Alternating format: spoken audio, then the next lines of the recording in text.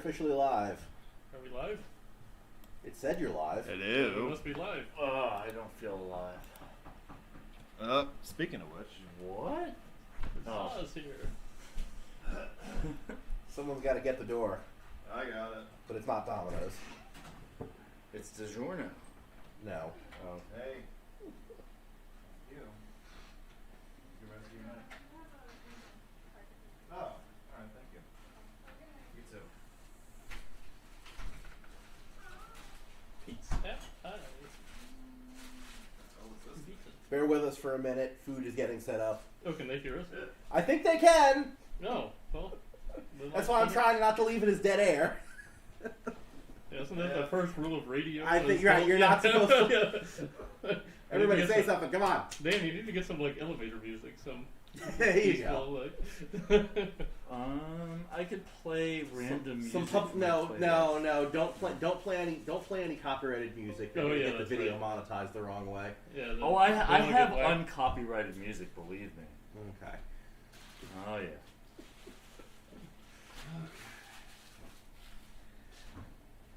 This is not copyrighted.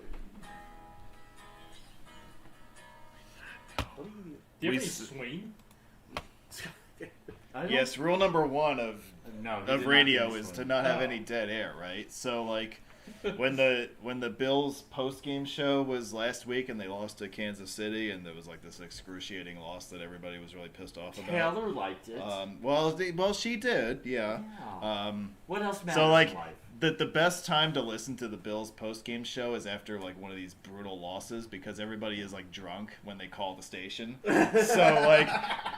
I vote so that. like the guy who's hosting the show is taking all these calls from people who are clearly not like 100% there, and they're just like grasping at random stuff like, oh well, you know who Josh Allen is, right? Yeah. So they're like, oh well, the defense was terrible today. You know, they need to put Josh Allen in at linebacker and see what happens. And then literally the next caller was like. So Tyler Bass kicks right-footed, right? The guy who missed the field goal at the end of the game. So they're like, well, they need to look into which foot Tyler Bass kicks with. Worth investigating. It's right. It is, yeah. And the host is just sitting there with like seconds of dead air, like, I don't know what to do. Like, this is what people are calling about. Okay. I vote that the food moves directly in front of us, so we focus on that instead of the lovely people listening to us right now. Oh, you don't want to listen to me talk? Whoa. No, the people. We're not people. We're. Well, the first thing I'm going to do is turn off the fan in the bathroom. Washroom? For some reason, it's still on. I don't know what you guys are doing in there. Need some steady, quiet, white noise. Yes. All right. Oh, that's out. The food's right over there, so go. It's all the way over there. I am not bringing it over here, so you're gonna that's- have to get up off your sorry ass and go serve yourself. I'm sorry. All right. Yeah. So. Wait, are we doing Canada today? No, we're doing Alaska. Even better. Well, I don't we were have to doing be Canada. sorry with Although you Alaska. could say that about every It's episode. west of Canada. Yes. And east of Canada. It's I Canada. guess It's depending on where you draw a line from Yeah. to, sure. Yes, the subject tonight is Alaska, everybody. I've got. So who's here tonight? I've got. I don't know. Do you know? Well, you probably recognize that voice. Oh. That's one person. Boo. Hi, Steve. Nice to see you. Boo. Anthony's here, Hello. Boo. and Corco's here. Good Yay. evening. Are you really like he can't introduce himself? You gotta like No, trip I all don't- over his intro. I don't need an intro. Once again, the New Jerseyan is causing trouble. Yeah. Yeah. Says the New Yorker who causes trouble. I live in Connecticut, excuse you. You're a New Yorker. Okay, fine. We're going to do a statewide appraisal of the state of Alaska this evening. We'll cover all of the major highways in the state. We'll cover the major cities. And one or two unbuilt highway projects across the state over the years as well along the way. So that is on the agenda for this evening. Great. Let's see. YouTube-wise, I have... So I just did another round of video uploads this past week. This is for I-70 and for I-25 in the state of Colorado. Yeah, now's a good time to grab food, guys. So, you know. I will let them go and quietly sit with you Just in solidarity. Yeah, okay, well, I appreciate that. Thank you. Yeah. So there's going to be Colorado stuff coming to the channel in February. And then right now I'm publishing videos of I-70 in the states of Illinois, Indiana, and Missouri. So by the time that this Colorado stuff starts to appear in February, you will be able to virtually travel every mile of Interstate 70 from Utah to Maryland. How about that? Wow. So that is the current project that I'm in the midst of, and that'll be finished up probably by the end of February. On the Gribble Nation front, as a contributor to the gribblnation.org blog, I have been gradually publishing a new blog series on the bridges of the Mississippi River, the bridges of the lower Mississippi River, to be exact. That project started a couple of weeks ago, and there's already a few articles out on that as we speak this evening, and there's plenty more where that came from. There will be new articles published between now and April. So if you are a follower of our page on Facebook or you're a follower of the blog, feel free to keep an eye out for that kind of stuff if you're looking for more content from Dan. We are. Well, you know, I strive to put out the best content possible, so.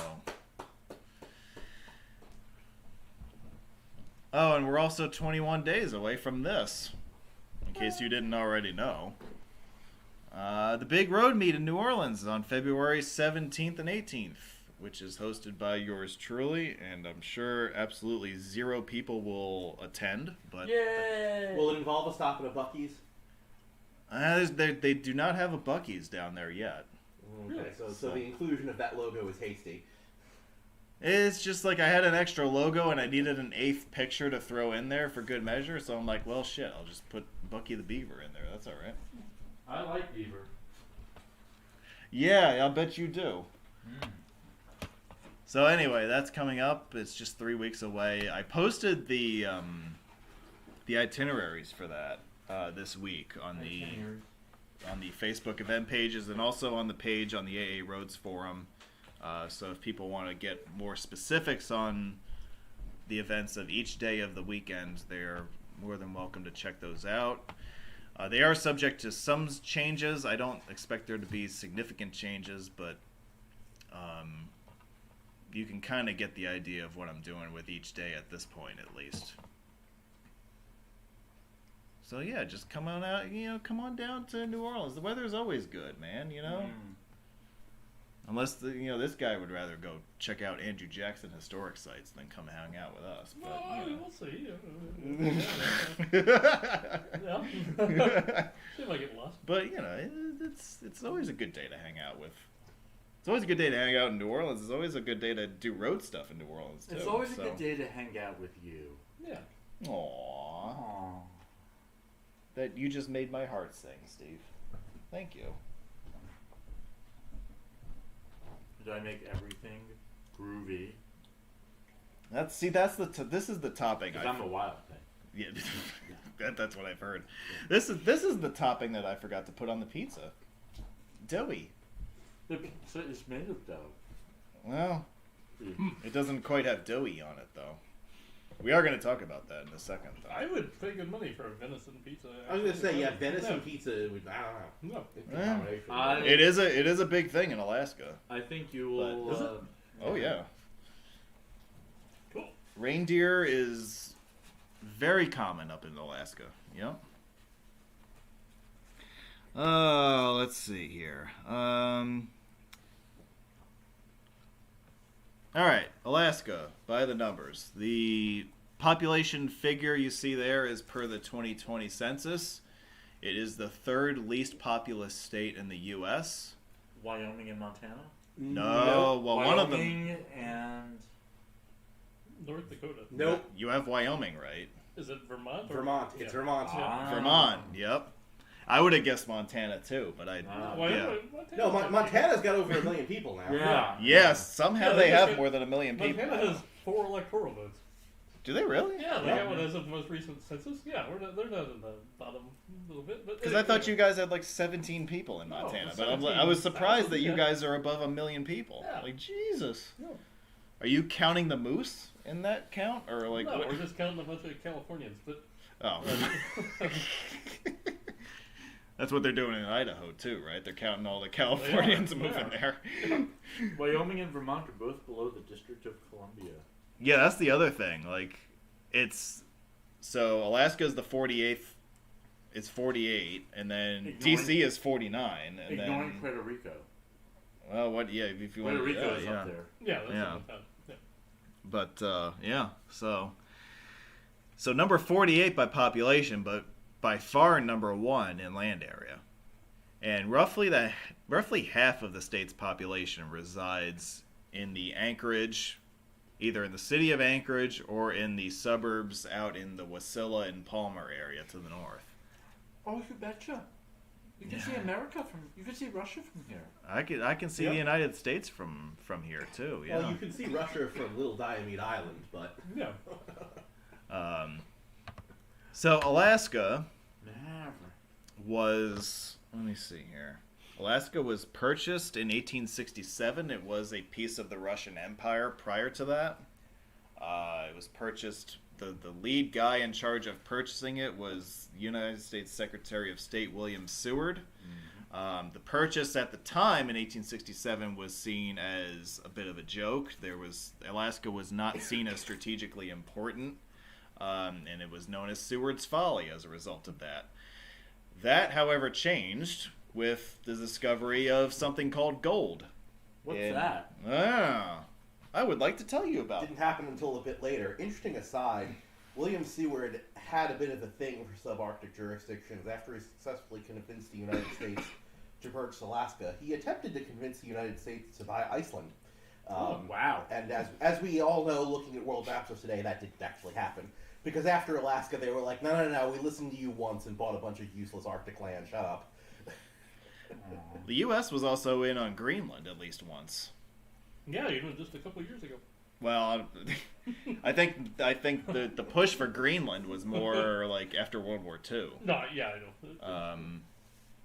Well, yeah, that whole couple of years ago, like, yeah, whatever. But like, but like, they realized, they smartened up and realized that the Arctic is actually pretty valuable strategically. But the discovery of gold in the Yukon in 1898 was the first major gold rush in the Alaska Territory.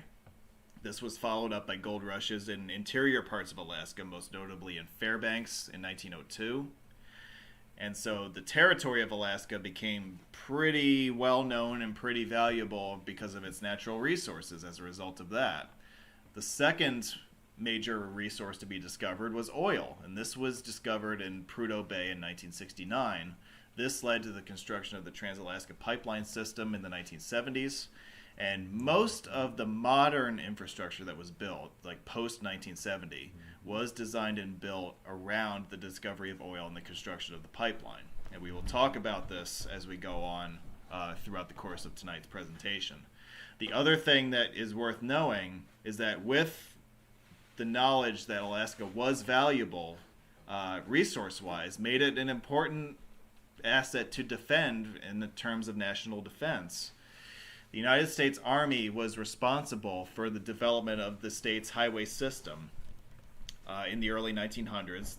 This responsibility was passed off to the Alaska Road Commission in 1905. The U.S. War Department played a pivotal role in the development of the state's highway system and therefore its own defenses, which culminated in the defenses established in World War II around the seaport of Whittier, and defenses which remain in place to this day across the state in general, as the threat of World War II ended and the threat of the Cold War dawned at the end of the 1940s and into the 1950s. I should mention, I don't know that people realize this, but Anchorage is actually a pretty central location when it comes to air travel. Yes. Anchorage is within a 10-hour flight of roughly 90% of the industrialized world by flying either east or west or flying north over the North Pole. Yeah, the other thing about that, too, is just due to the shape of the Pacific Ocean, it conveniently works out that for flights between the United States and Asia, they tend to pass fairly close to Anchorage, really regardless of what the origin and destination are. So, What about Los Angeles? So for a long time, back before we had modern airplanes that could do things like, fly straight from New York to Singapore in one shot, the airport in Anchorage was very busy because basically every flight between the United States and Canada and Asia stopped there to refuel. Right. They don't need to do that anymore, but it does still serve as a sort of travel hub because people will, if they're starting from a lesser place, will fly into Anchorage and then catch a flight to somewhere else. That's true. Anchorage is about equidistant between New York City to the east and Tokyo to the west. And also northern Finland by flying over the North Pole. So it's kind of like the crossroads of the world in aviation, in modern aviation, with long haul, even with long haul jets taking over. Like, if you were, yeah, how about the jets, right? Yeah. So let me go to this slide. So if you are a plane spotter, I would say that Anchorage Airport is one of those places that should be on your bucket list because this is kind of that place where all of these long haul flights come in to either stop or refuel or whatever. There's a fleet of 747s just sitting out on the tarmac at any given time. And these pictures were taken on my trip to Alaska in 2023. One of these pictures is from the outbound flight. One of them is from the inbound flight. Or shortly after, in the picture on the lower right, that was just after I got off the plane. But yeah, it's you can, on any given day, you can see a huge fleet of these huge long-haul planes just sitting out there, waiting for gates or whatever. And if you go out to the runway viewing area, you can always see these big planes coming in or going out, and it's a pretty neat sight for plane spotters. So that should, yeah, well, and for Jets fans, I am a fan of the Jets. Yes. That's right, yeah. Ike. Yeah, there he is. Ike was a very interesting guy in a lot of respects. I know that this has come up before, but he's probably by modern standards he would be classified as a road geek. His influence led to the creation of the Federal Aid Highway Act in 1956. He also was president and presided over the addition of the most recent two states to the United States. Alaska became the 49th state in January 1959. And, of course, Hawaii followed suit later that year. Where was this? This is in Anchorage. The airport or just... No, this is... It's the Eisenhower Alaska Statehood Monument. Yeah, it's right in downtown Anchorage. Huh. Yep. So you can visit this if you'd like. I missed that. There. Yeah, it's a pretty neat spot. It overlooks the terminus of the Alaska Railroad, and not the terminus, but like the main station for the Alaska Railroad in Anchorage. I am looking at the location right now. So yeah, this is a neat little spot. It is at the northern end of E Street at 2nd Avenue. Yeah. Very descriptive signs. Port City. Yes, we have flyovers in Alaska. One of the only high-speed interchanges and flyover ramps in the state is located here at the Port of Anchorage Access Road, which is actually right down the street from where the Statehood Monument is. And yes, as opposed to saying exit on the sign on the lower right, it says city. City. Which is, I think, the only example of that in the United States, as far as I'm aware. Alaska's got weird signage too. You know what else Alaska has? Yes, there are diverging diamond interchanges in Alaska. Yes. There is currently one. It is at the interchange with the Glen Highway and Muldoon Road across from Richardson Air Force Base. This was completed, I believe, in 2018. It was brand new. It was the first DDI in the state. There's currently plans to build a second DDI in Alaska up in the Fairbanks area. I think that's going to start construction There's not traffic in that area. maybe in 2020. I think it's going to start this year, 2024. I do not agree with that. Well, I don't know. They're trying too hard. That's my... All right, you guys want to talk about food Sure. for a second? And while we talk about food, I'm going to grab the mascot of tonight's presentation, my little doughy friend here. Hello. Hello. Hello. Yeah, you're going to be dinner tonight. I agree. Yeah, so if you go to a place like the 49th State Brewing Company in downtown Anchorage, you can have something called a yak burger, which was actually one of my favorite sandwiches I had in Alaska. Nice. Have any of you actually had yak meat? No, I don't think I did. You have. Of course. Yeah, I was gonna say, if anyone has, it's gonna be Steve. yeah. Steve likes strange meats. Yeah. Yeah, I don't know that I had yak while I was So yeah. you're familiar with bison? Bison, yes. Okay, so it's a little bit like bison in that it's lean. Yeah. But yak is a lot zestier than Okay. bison. So it's got, picture like a lean texture, but with some spice to it. Okay, gotcha. That's what yak tastes like. Very nice. And I like it. Yeah, You know, good. it's Yeah. it's pretty good. Not Um, at this particular place, but... All right. I mean, is this the one you're where we all met? I have not been here, no. well, this No. was this is Wait, an were Anchorage. you I don't the know three where of you us guys- in Fairbanks? What? No, that what? Okay, this is an Anchorage. Then. Yeah, no, we went to somewhere far sketchier and not as good as this looks. I like that I typed 49. Ours was into called Yelp and like it gave Old me this Poppy place. Saloon or It was- some shit like that, and Yeah, a weird see? waiter, and Yeah, it was. they were serving frozen food. It was a fun thing. It was an interesting thing in the middle of downtown Fairbanks. It was like, okay, whatever. Yeah. Okay, yeah. Well, this is in Anchorage, so. But uniquely Far better. bad for a restaurant that I've been to. Oh ever. boy. Right, but anyway. Yes, and I remember they had McCain brand French fries. They did, and they were over fried or improperly fried. They did Oh, flavor yeah. you. Yeah. Oh boy. Yeah.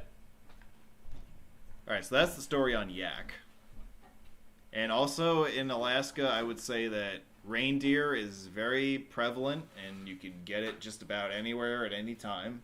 I would say reindeer is probably more prevalent than ground beef, in most parts of the state.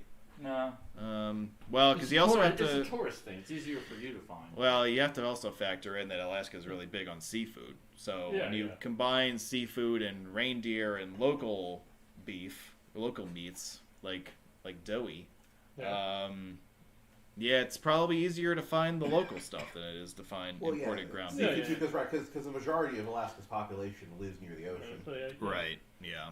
The Yeah. interior is. So not- yeah, you can have doughy sausage and you can have doughy butts and all that good stuff. Yeah. And it's fantastic. Yeah. So some views of downtown Anchorage. The building, if you look at this picture in the lower right, that is the ConocoPhillips headquarters. That is the tallest building in the state of Alaska. I think it's 21 stories. Well, that might have the tallest building in Idaho. Yeah? Yeah. Ah, how about that? How does that make you feel? A little sad. What is the tallest building in Idaho? It is the Zion's main building, which is 20 stories tall. But I'm not Ah. sure. But there could be, margin of error in the Gotta ceiling, check things the like actual that. Yeah, numbers yeah, in feet. Yeah. yeah. Yeah. The other thing that's essential when you were talking about Alaska is the Trans-Alaska Pipeline System itself. As I mentioned, oil was discovered in Prudhoe Bay in 1969. This led to the construction of the pipeline in the 1970s. The pipeline became active in 1977. It is a 4-foot diameter pipe, which has a maximum discharge rate of 2.1 million barrels of oil per day. It never comes close to reaching that number in actual fact. The pipeline was constructed between 1973 and 77. It totals about 800 miles between Prudhoe Bay and the community of Dead Horse at the north end of the Dalton Highway and the port of Valdez on the Gulf of Alaska.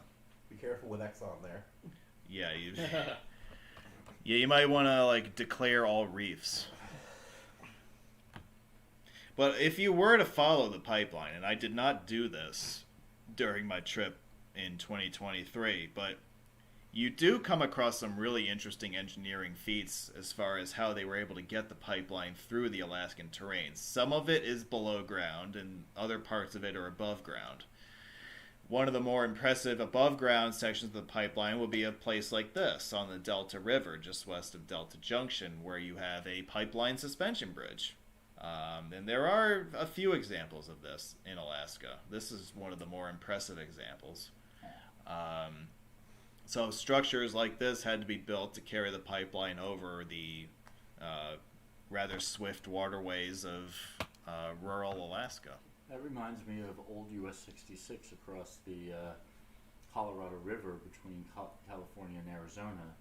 The old US 66 bridge was used for a pipeline, just like this. It is a thing that they like to do. Yeah. We're used to seeing pipeline suspension bridges for like natural gas pipelines. Like this is a thing. Like there's a pretty significant bridge of this type over the Chesapeake and Delaware Canal in Delaware. And there are other examples of this down in like the Gulf Coast. Like Louisiana has a lot of bridges that are like this. But this was easily the most impressive of this type of bridge that I've encountered. It's the tallest, it's the longest spanning bridge of its type. And of course, it carries a 4-foot diameter active oil pipeline on top of that. So, and oh, by the way, this is also earthquake country over this way. And we will talk about a very important earthquake in American history when we talk about more of these highways in depth. So yeah, the engineering feat of building this pipeline in this part of the world, in this part of North America, it cannot be overstated the engineering achievement that this was in the 1970s. It was an amazing freaking engineer. I agree with that. Yeah, you know. One of a kind. Yeah, you're. I know you're trying. Here is roughly the state map of Alaska, roughly speaking. It's enough of a picture for you to get the idea. Notice how practically all of the paved road system in the state of Alaska is in its southeastern quadrant. So if you draw a line due east-west from Fairbanks and then due north-south from like Homer, that's roughly a quarter of the state's land area. That's where the entirety of the state's paved highway system is located. Well, right, and with that line north from Homer, there just aren't roads west of it, period. Right. No! That's true. Yeah. Forget paved or not. Yeah. The furthest west place that you can drive to in North America is actually slightly north of Homer. They have a whole monument there for it. Is it the furthest one west point on the? Well, is it on Highway 2 or is it Homer on Route 1? Because one goes well west of Fairbanks. That's where I just said it's a bit north of Homer. Yeah. But we're excluding the Alaska Marine Highway System then in that Well, conversation. that's not a road. Well, That's a ferry. Yeah. We will talk about that. Okay. Yeah, so, but again, it just goes to show the enormity of the state of Alaska. Enormousness. That too. Enormity is a bad thing. I spent roughly, I think I spent 6 full days in Alaska in July of 2023, and I covered roughly half of the state's highway system. Mm-hmm. Thanks. So that just goes to show, like, how massive the state is. I didn't even get to see more than half of it. Right. And I was slogging away at miles for 6 days. Right. You know, so it really is an amazing state when you put it in that perspective. A single highway. Right, well, that's the thing, right? Right. Alaska has routes 1 through 11 and then 98, and that's it. Right. Well, and the thing with chipping miles in Alaska, right, is you're doubling back a lot, right? Like you're unlike Connecticut or even New York, right? Like where you can just kind You of don't know drive around about in circles. Connecticut, man. Speak to what you know. Okay, and like even Idaho compared to Alaska, Okay, right? Like fair. you're having to drive out and then turn around and drive back, right? So it makes it's I mean, Idaho's got some of that. Yeah. They have potatoes. Right. Yep. Yeah. So we're going to go through all of these highways, 1 through 11 and 98, in the PowerPoint that follows. And so this kind of gives you an overview of where we're going and where these highways are.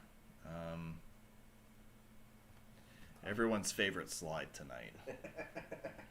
Do I want to ignite a hours-long debate on the legitimacy of the Alaska interstate system? Do you want to or will you are two different questions. Well, here's what I'll say about this. I understand that this is in road geekdom. There are a lot of discussion topics that are radioactive that will just automatically ignite debate no matter what. This is kind of one of those, the legitimacy of the Alaska interstate system for like the tracking of mileage and whatnot. Here's my take. I'm going to keep this as brief as possible. I do not consider the Alaska interstate system to be canon. Here's the Alaskan interstate system was added as part of the Federal Aid Highway Act of I don't think it was 68. I think it was 76. One of those two. In that act, they included federal funding that ensured government funding for the upkeep of these 4 corridors that are numbered A1 through A4. It's important to know that these highways were never intended to be signed under these designations. The designations were established so that federal funds could be allocated for their upkeep and construction. Yep. So all of these interstates exist purely on paper. They are never meant to be signed for navigational purposes. And so it's for that reason that I do not consider them to be canon along with the interstate system in the other 49 states. However, as someone who works in the highway realm, these are interstates for the purpose of funding and therefore for the purpose of projects, and therefore are officially interstates and therefore must officially be considered so regardless of personal valuation of whether that belongs in the system. Now I clinched all of them. Did you? Now you can certainly make that argument. Now I did drive all of the mileage that's on this interstate system. So I mean, I guess if you wanted to say that I clinched the Alaskan interstate system, I could say that I did.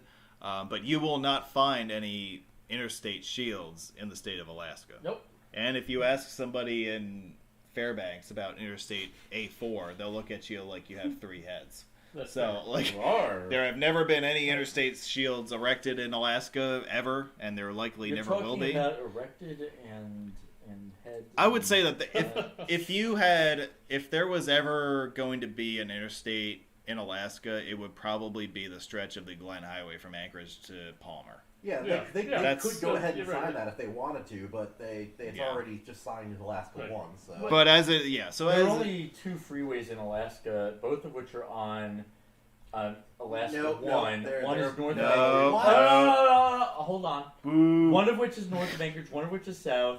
And Minnesota Drive, they have recently completed another interchange to replace an intersection, which may qualify Minnesota as a 3rd freeway. No, it doesn't. Well, it's not a full freeway leading away from the Seward Highway, so they wouldn't do that. But anyway, that's. I assume that's the one that you were complaining about. Well, there's also the stuff in Fairbanks. It's freeway standard, but It's not freeway in that's okay. Fairbanks. Some of it is, but there's also an intersection or two. Yeah, it's so- not continuous freeway. We'll get to that. Stay tuned. Anyway. On to the actual roads. So that's my honorable mention special for the evening. So now that I've ignited World War 80 in the comments section. All right, let's go through these one by one. And we're going to start with an honorable mention that is definitely my favorite experience when I was in Alaska. I don't know how you guys feel about it, but that is the Whittier Access Road, which is also officially known as the Portage Glacier Highway. It is the only road connection between Anchorage and the Seward Highway and the city of Whittier, which is at the far western end of Prince William Sound. This highway includes the Anton Anderson Tunnel, which was built in 1942 in conjunction with the U.S. Army establishment of a base in the city of Whittier in roughly that same amount of time. Note that the photo on the left is a different tunnel. Yeah, this is right. This is a different tunnel altogether. Boo. So the tunnel was built originally just for railroad access. A project undertaken in the late 1990s saw the tunnel expand for bimodal purposes. It still is a single-lane tunnel. It's a single railroad track wide, but now it also carries a single lane of traffic on top of that railroad track. This work was completed in the year 2000. The tunnel itself is 2.5 miles long. It is the longest highway tunnel in the United States and the longest combined road and rail tunnel in North America. And as you can see with this picture in the upper right, it requires a toll to drive. So that means that Steve will never drive it. Correct. I gladly paid this toll twice because I think that this is a really interesting experience. Wait, why twice? What cost $330? The heaviest class of vehicle, I assume. So it's worth noting that they only actually collect a toll in the Whittier-bound direction. So you pay your $13 once. Oh, it's something you need How permit did you for. pay Okay. twice then? Because I went to Whittier twice. Oh. Why? Okay. Well. So the first so the first time I went, it was raining, and it was foggy and all that, and the weather when I was down there in July was just atrocious on the coast every day. The weather finally broke the last day of the trip, so I said, well, I'm only like an hour's drive from there, so I want to go there when I can actually see stuff. Yeah. And so I just did it again. And Nice. I was like, That's great, whatever. yeah. So I did it twice. So when you go on the YouTube channel into the Alaska Highways playlist, you will see that there are two different drives. There's a rain drive and there's a dry drive. And so that's why that is, because I did that drive on 2 separate days You were when a I was very out dry there. person. I've been told that multiple occasions, so. By the way, so if I go back to where, so this big sign is here at a pull-off right before you get to the toll booth to cross through the tunnel into Whittier. Behind where this sign is located, you have a scenic overlook. And this scenic overlook is what is left, anyway, of Portage Glacier. Sad. It is kind of sad, isn't it? Yeah. Well, you can see the valley where it used to extend further down. Yeah. I'd say I remember when there was a glacier here. Yeah, it ain't much anymore. This is not the only example of this that we will see in this slideshow. Yeah. But in Whittier itself, Whittier is a fascinating city. I really enjoyed hanging out there. You can get crappy food. It is known as It is known as the city under one roof because practically all of its residents live in a single building, which is known as the Baggage Towers. That's the picture on the upper left. There's also the much older, well, actually they're not older. The Buckner building was built around the same time in the lower right. The U.S. Army wanted to establish a base here in the 1940s at the height of World War II for national defense purposes. And they realized, not just during World War II, but in the years afterward, that this area posed a significant benefit for national defense. So they established a base here in 1942, and the Baggage Towers and the now abandoned Buckner building, which is the building you see on the lower right, Billy Buckner? they were built, it's not named for him. They were built concurrently in the 1950s as part of a larger plan to build a huge city, basically, on this arm of Prince William Sound. These two buildings are the only two buildings of that plan that were built. They were both put into operation in 1957. The Buckner building was the original home of the U.S. Army garrison. The Baggage Tower was originally designed as the headquarters of the Alaskan branch of the U.S. Army Corps of Engineers.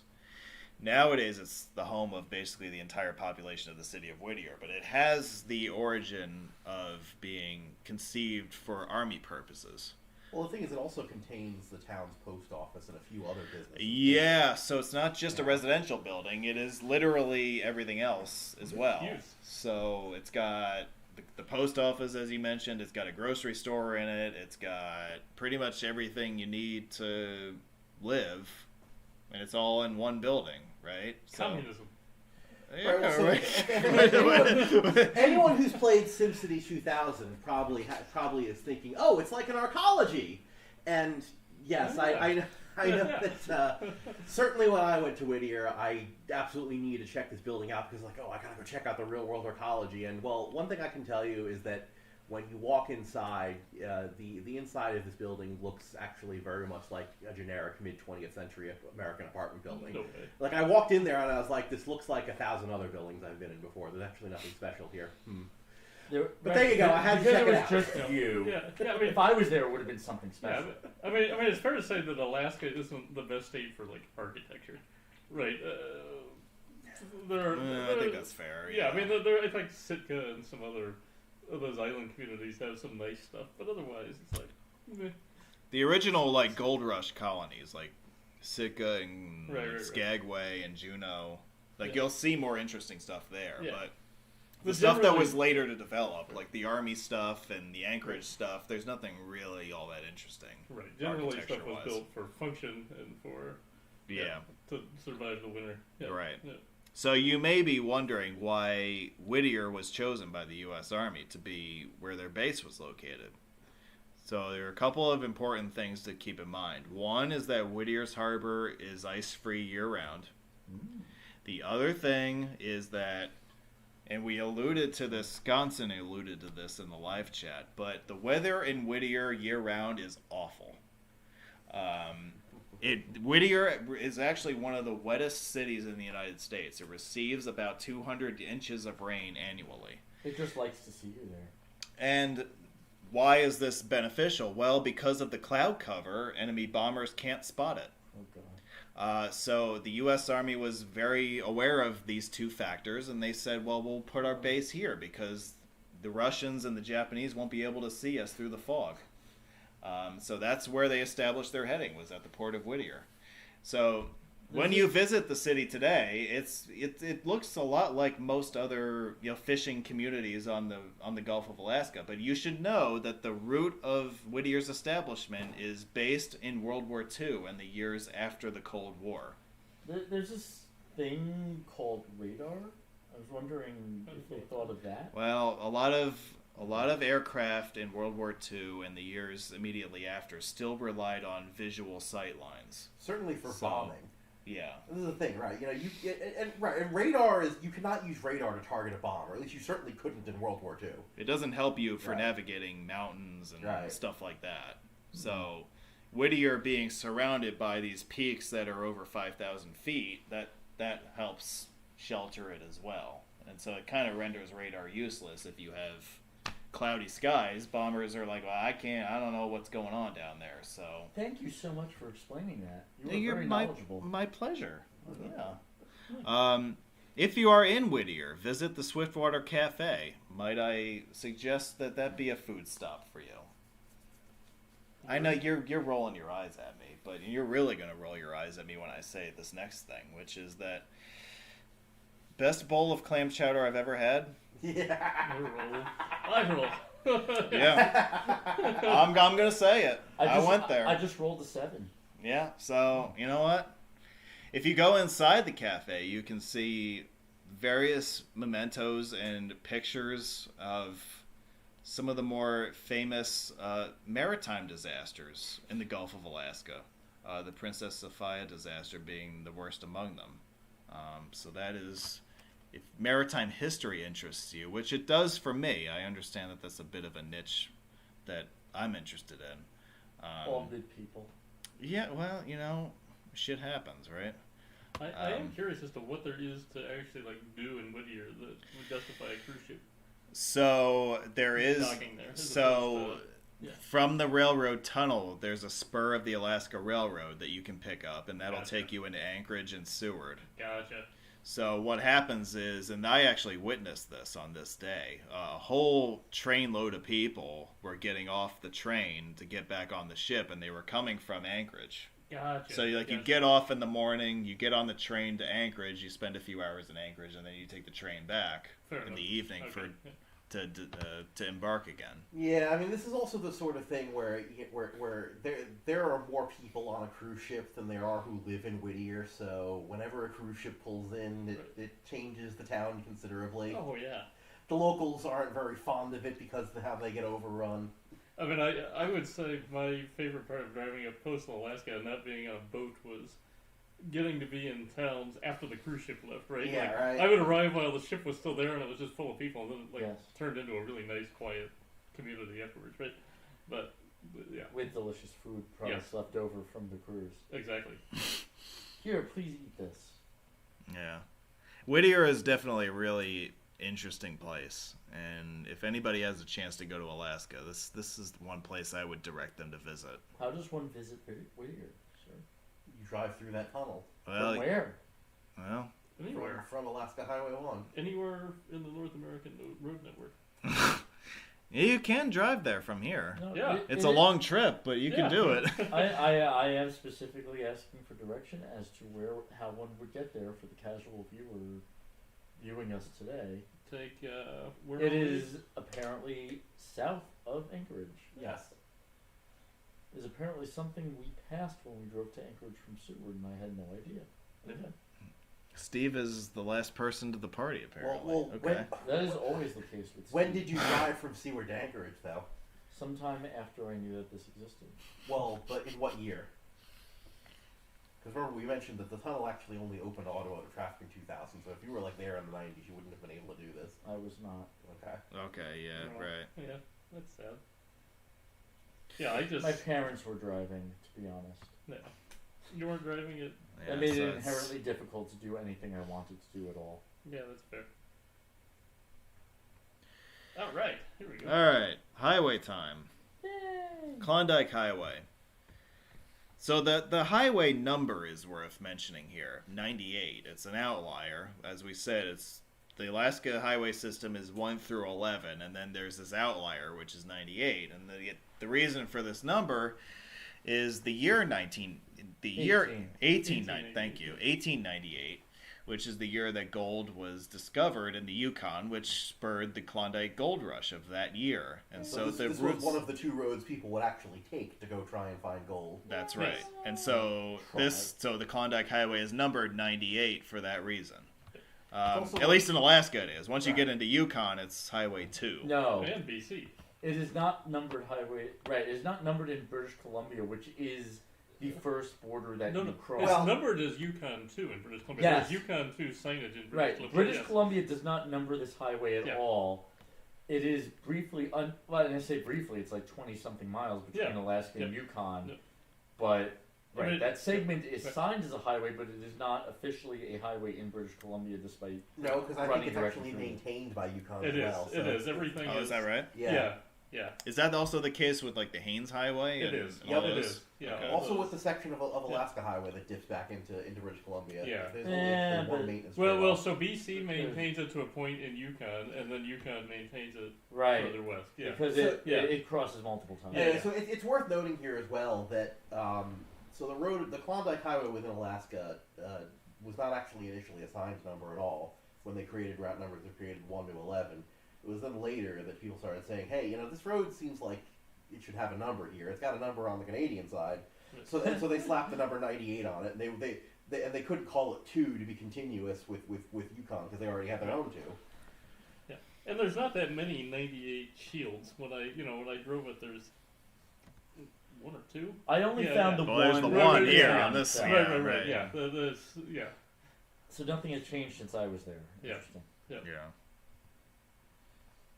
Yeah. It's a gorgeous drive. One of the more interesting parts of the Klondike Highway is this bridge, which has actually been bypassed in recent years. It's still a pedestrian bridge at a scenic overlook, but this single tower, I don't know what you would call this concoction, a modified cable stay bridge was a cable stay, with a yeah. canted tower and all that. A Yeah. single span cable stay. Yes, I love that bridge. Yeah, it's one of I think it's the only example of this in the United States.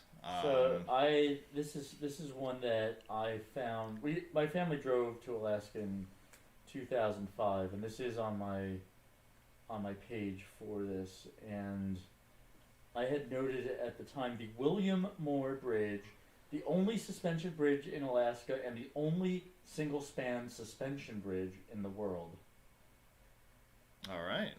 Yeah. Yes. At the time, at least. I don't know in the last 18, 19 years, but Well, when I was there in 2005, it was the only one of its kind in the world. But yeah. let's stay on the southeast coast for a moment and talk about Highway 7, which has 4 distinct sections on land that are highlighted there in red, and they are all linked together by ferries. And this is the point of the presentation where we get to talk about the Alaska Marine Highway. Woohoo! Corco, these are your pictures, I see so that, yeah. go ahead. Yeah, so I mean, it's not all that different from if you've been on a Washington State ferry or a Delaware ferry or the. But what makes these ships unique though is there's no drive on, drive off, right? So these are ships for the sea. So you drive in, and I actually had to back in to a space, which good luck doing that in New Jersey, right, or Washington, right? They don't trust the drivers to do that, right? On the ship itself? Yeah. So you drive on. And You then navigated on the ship. Yeah, not you drive it onto the ship and you back it into a really tight little space, and then you drive out the same hole you drive in, Ew. which is great. And they guide you, right? But ultimately, yeah, it's a cool. So I took it from Seward to Haines. So when I drove up from Idaho, I made my first incursion into Alaska, or not Seward, but Skagway. Made my first incursion into Skagway on the Haines Highway, and then came back up, or not on the, yeah. Right. Well, So I came in through Skagway and I left through Haines, right? So you prefer that to Fruit of the Loom, is what you're saying.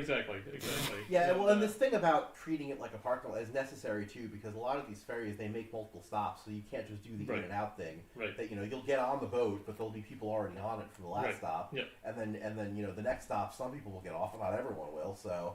Right. Yeah. So they had me. I was right by the exit, right, because I was only on for one stop.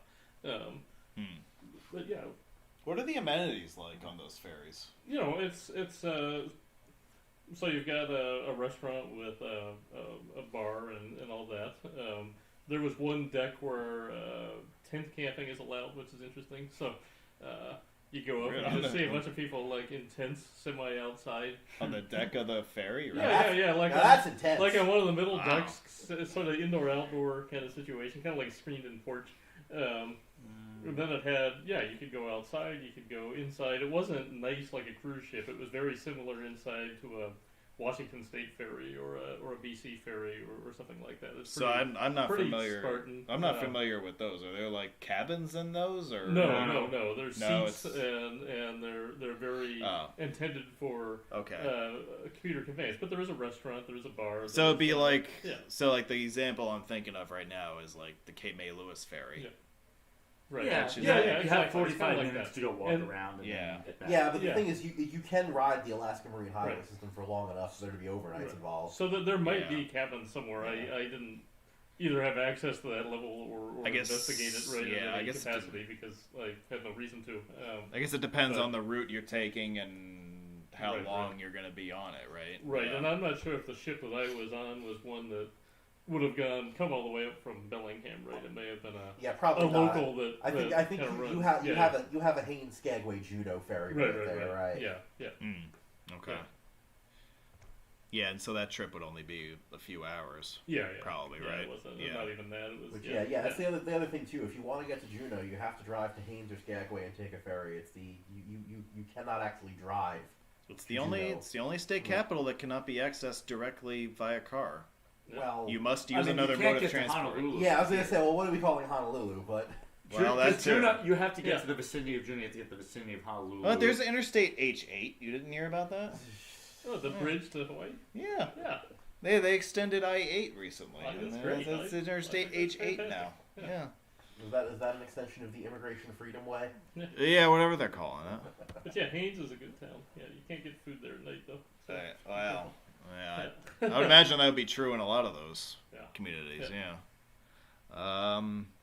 Okay, so that's the 98 and the 7 stories. So on the mainland of Alaska, let's start with Highway 1, which is it has a few different highway titles. let's start with the Glen Highway, which was built to connect the Richardson Highway with Anchorage.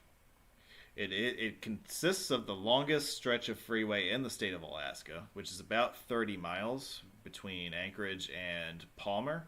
And you can see Russia from that. That's Yeah. what some people would say. You Yeah, cannot, in fact, see Russia from there, by the way. Oh, Is- of course you do. it is. Because you're a maverick. The Glen Highway is named for Captain Edwin Glenn, who was a leader of the 1898 U.S. Army expedition, searching for possible highway alignments to the Klondike goldfields, which were eventually discovered in Fairbanks in 1902. This highway was eventually constructed as the Richardson Highway in ensuing decades. The Glen Highway was built as a dirt road originally and was fully paved by the 1950s. I think that you can separate the Glen into multiple sections. The freeway section came much later, in the 60s and 70s, but they basically overlaid what was already there and just widened the alignment. The section east of Palmer was the last section to be paved. That one is obviously a much more rural example. I would say that most people who come to Alaska, chances are they're flying, and chances are they're flying into Anchorage. So they are most likely to encounter one of the highways along Highway 1, Glen Highway being one of them. And it's not all that long to get out to Glen Allen at the east end, where the Richardson Highway meets it. Most tourists are probably going up to Denali, though. I guess. My understanding is Highway 1 is more for traffic, like normal traffic, actually trying to get to and from Anchorage, maybe commercial or industrial. Tourists are more likely going north-south. Well, and you know what I discovered when I was in Alaska was that, yes, there is rush hour in Anchorage. Mm-hmm. Right yes. around... Oh, yes. Right around, I would say, 4:30, 5 o'clock. Because I was coming back from Palmer, and there's a steady line of bumper-to-bumper traffic coming towards Palmer on Highway 1 at that time. And it's kind of like, it's like the mythical rush hour of Boise. It exists for like... Is a rush hour. Yeah, anyway. It exists for like 15 minutes, but Yeah. it exists. Yeah. Oh, yeah. Absolutely. But yeah, there is a rush hour in Anchorage. And as I Absolutely. said, roughly half of the state's population lives in that area. So there's definitely good reason to have a freeway between Anchorage and Wasilla and Palmer, that area. I mean, Wasilla, and that direction in general, is the suburb of Anchorage. Right. No one lives south of there. That's really Right. all harbor area. So if you're not in the city, you're pretty much north is where you're going to be. That's Right. true, yeah. Yep. The western terminus of the Glen Highway is at the northern terminus of the Seward Highway, and vice versa. So right at that traffic light in the lower right there, basically. More or less, yeah.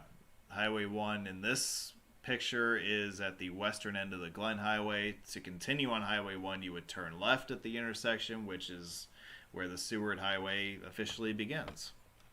And this is at the...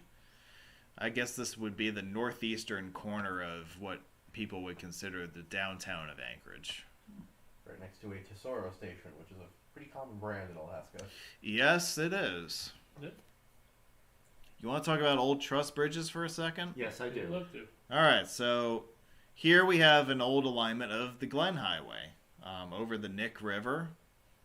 This bridge was built around 1936.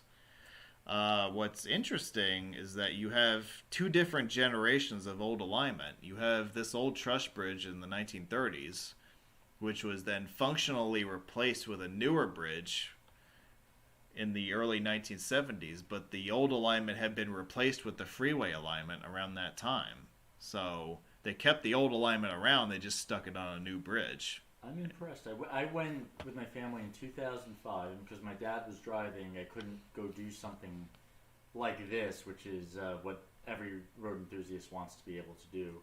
I actually did get a photo of the truss. It's not the best, but I'm glad that I'm seeing what you're seeing now, and I'm now jealous that you were able to go see this in detail here. Beautiful. Yeah, I actually didn't know about this until the last couple of days of my trip.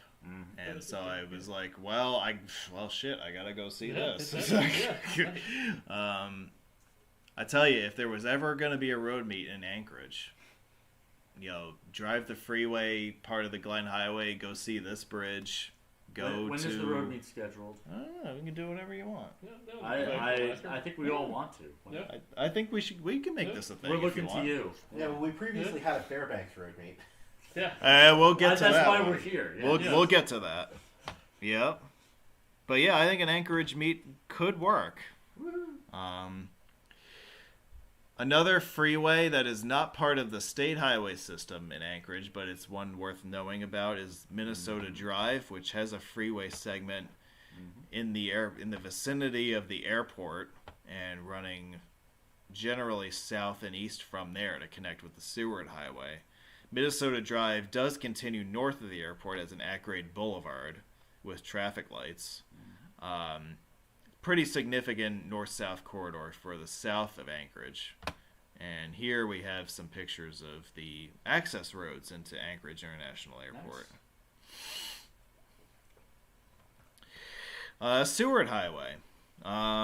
There was a question in the live chat where Highway 9 is. Well, I would like to tell you where Highway 9 is.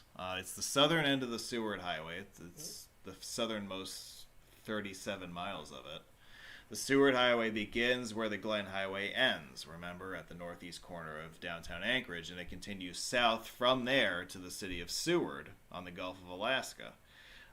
Most of it is signed as part of Highway 1, except for that southernmost 37 miles of it, which is its own designation of Highway 9.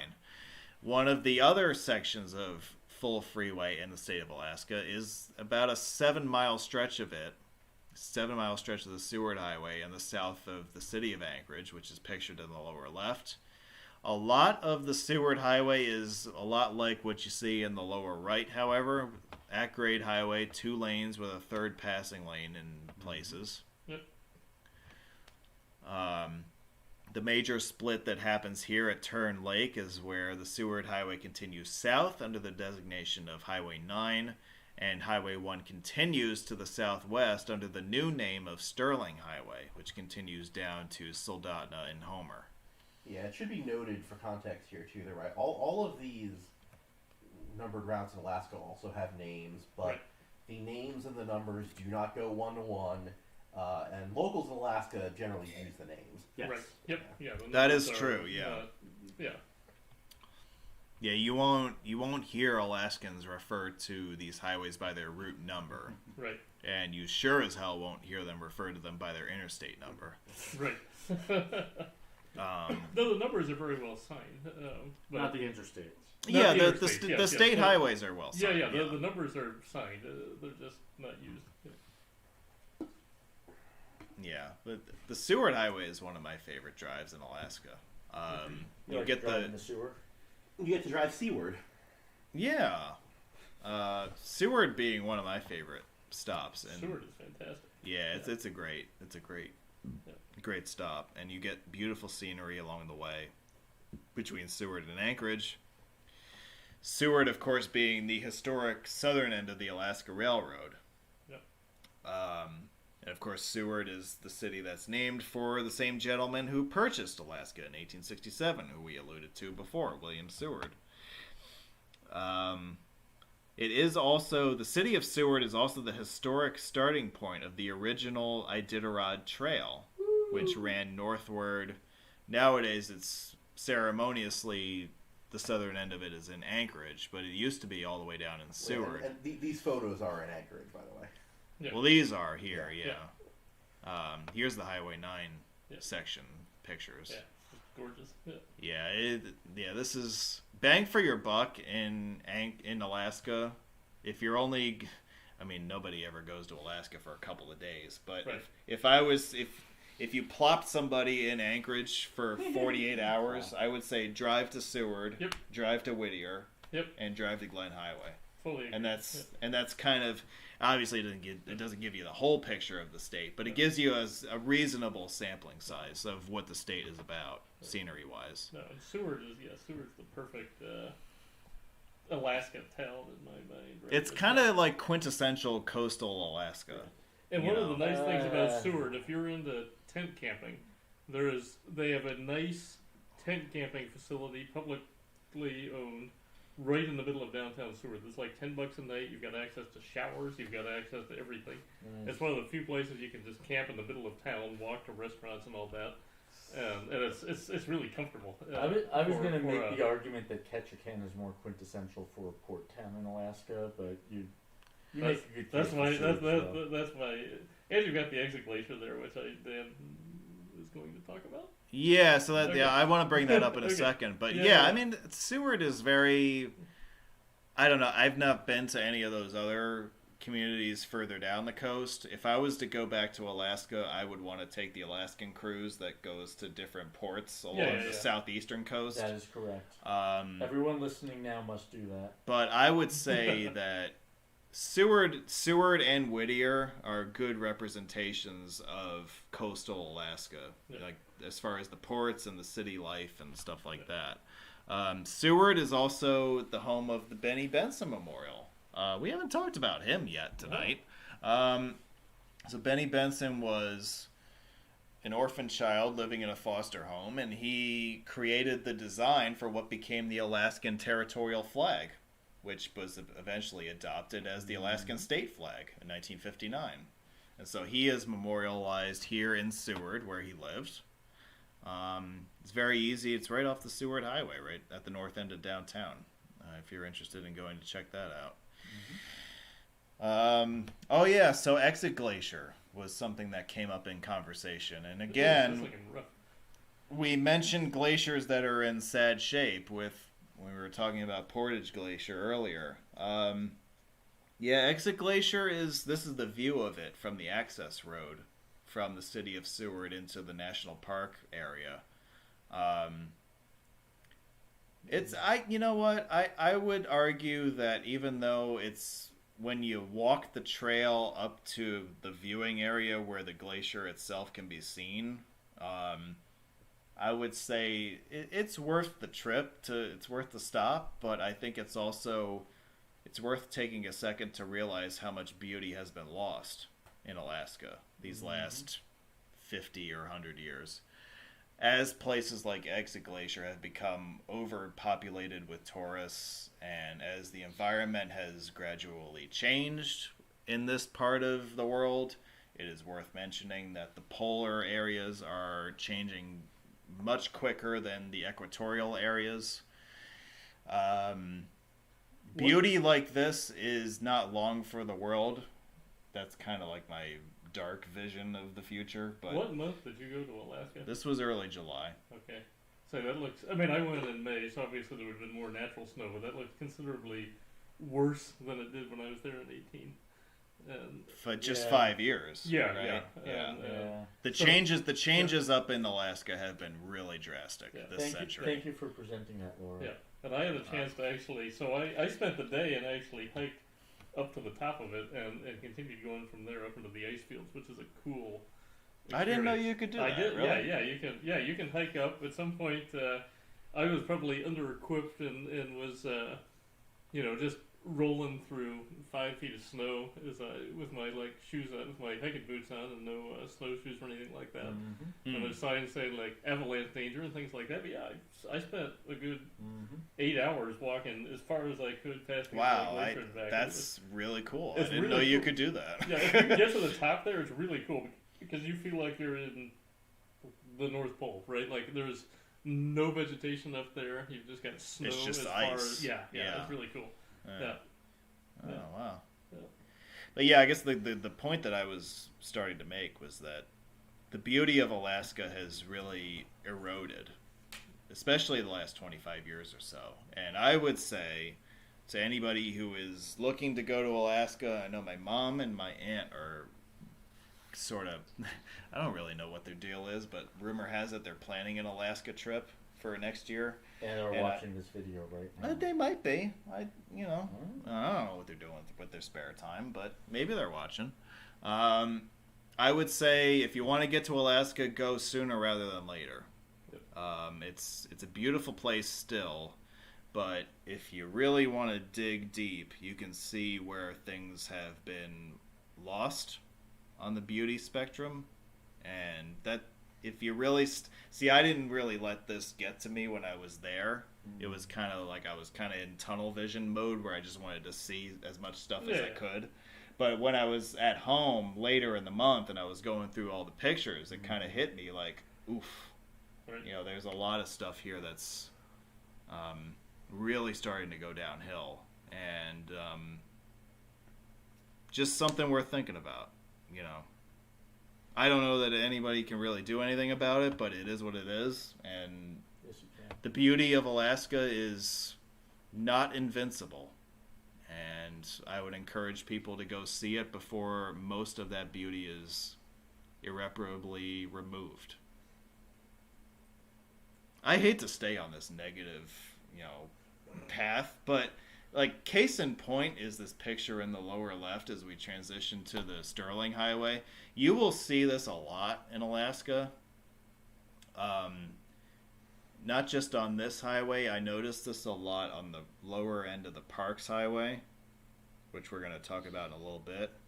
Just the miles of dead forests.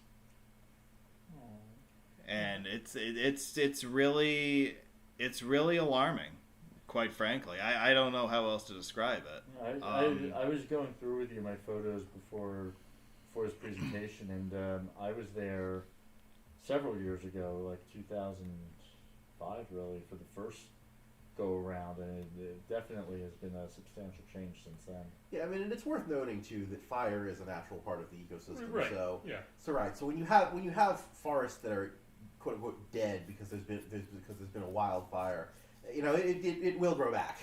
It's not dead forever. Yeah. I don't think anybody would argue that Right. that these things to some extent are natural, but when you have, there's no reason in the world why it should be 90 degrees every day in the middle of Alaska. Yeah. Like, Yeah. and Was it? it was when I was there. Wow. Yep. These are things that are not normal, and it's important to separate what is a natural phenomenon with what is an extreme phenomenon. That is extreme. Or an extreme augmentation of what is normal. And the extremes are the areas that we're visiting more frequently. And that's what's causing the irreparable damage that we see in places like Alaska and northern Canada. That's all I'm going to say on that. I'm not going to go into any of that shit. Unfortunately, these topics have become political, even though they shouldn't be. This should be more about... Which party should we vote for to remedy this problem? That's your choice. Yeah, I'm not here to. I am not here to endorse any particular. I am not going to endorse any other candidate, but you can write in Mr. Dowie if you like. I do. Hello. I do approve of that. Vote for the Dowies in 2024. Better than any other candidate on the ballot. You know what? They might be. That's the scary part.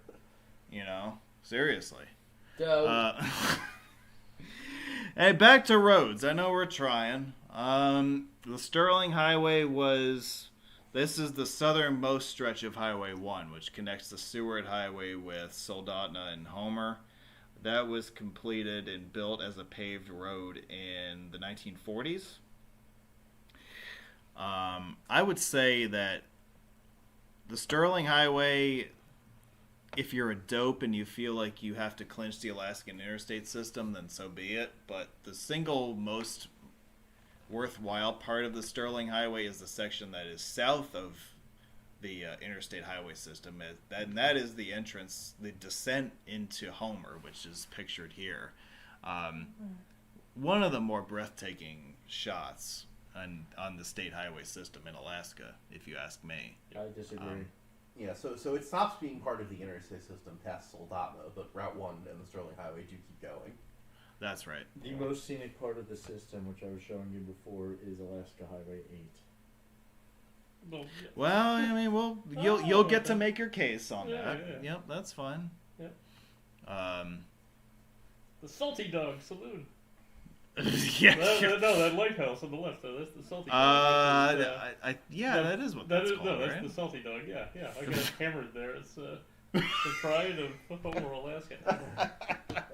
And then I slept in my car in one of those parking spaces right there because you're allowed to camp on the beach there in downtown Homer, but good luck doing that. That was one of those cases where I was out there like fighting the wind on the Homer spit, trying to like nail in tent stakes. It was getting laughed at. It is windy there. Eventually, it was like, never mind, I'm gonna sleep in the car. You're supposed to get Hyderized, not Homerized.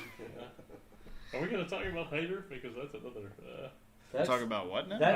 That's on the British Columbia highway system, not the Alaskan one. Hyder's overrated, but that was the I thought it was cool to get there. In a separate trip, I got to the very border, and deciding not to have to report to customs, I U-turned such that my tire basically went on the border, so I could say I firmly clinched the BC system.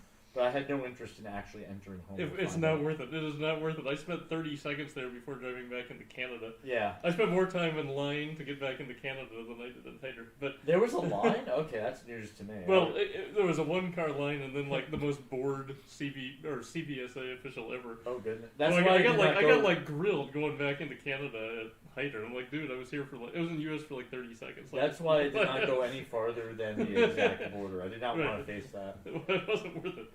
That was the least chill border crossing of the entire Alaska trip. Oh goodness. Well, since he probably saw you drive in and turn right around and was wondering, what the hell is this guy doing? Well, I got there, I was like, well, this is dumb. Nothing is open here. I don't even think I could have gotten Hyderized. I'm not even sure if that bar was open. I guarantee you could have. Knock on people's doors, someone will feed you alcohol. Yeah, the 3 people that live there. I guess that's true. Anyway, we're off topic. No, this is very much the topic tonight. I mean, this is your chance to tell us stories about Alaska and whatever. Yeah. So, it's all fair game tonight. No, but CBSA was very helpful. They said, go stay at the King Ed in Stewart. That's going to be better than anywhere. Or in Stewart. That's better than anywhere you can stay in Hyder. Here we are with the George R. Parks Highway. Yeah, there's a bit of a debate with people who are not in the know about where the name Parks Highway comes from, and it's easy to assume that it has to do with Denali National Park. However, the actual name is in honor of George Alexander Parks, a governor of the territory of Alaska in the 1920s and 30s. However, it is relatively apropos because it does serve as the main entrance to Denali National Park nowadays. The Parks Highway was not part of the original Alaska highway system. It was conceived wholly in the 1960s, and it was not completed until 1971. The original access to Denali National Park was made via the Denali Highway and Richardson Highway coming up from Glen Allen and Valdez. So parts of the Denali Highway were replaced with the modern Parks Highway in order to make that final connection. So the Parks Highway improves the regional connectivity between Anchorage and Fairbanks because prior to this highway's construction, the only way to drive from Anchorage to Fairbanks was to go east on the Glen Highway, then north on the Richardson Highway. And it was a very roundabout way to do it.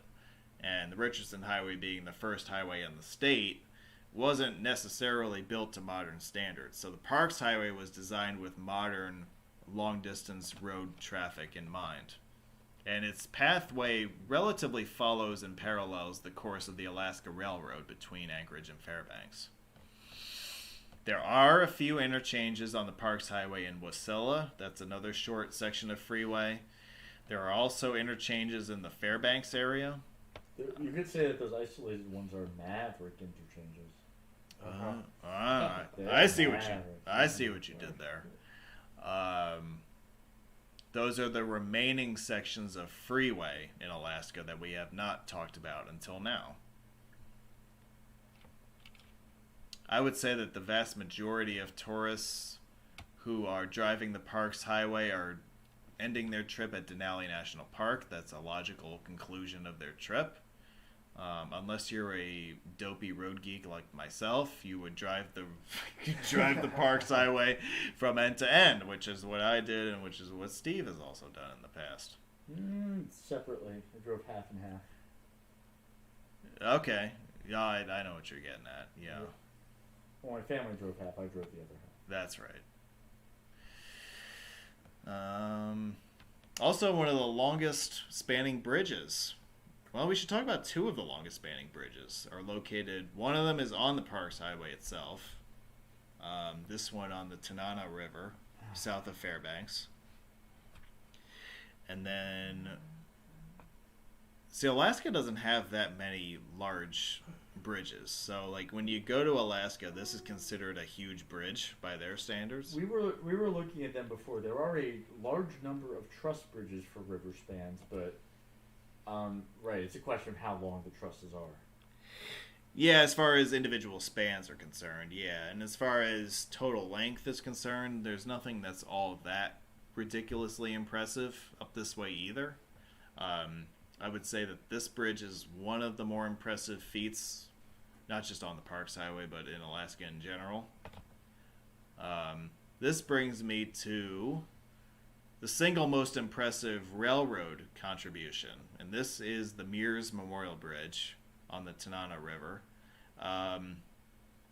It was completed in 1920. It was the final link in the main line of the Alaska Railroad between Fairbanks, Anchorage, and Seward.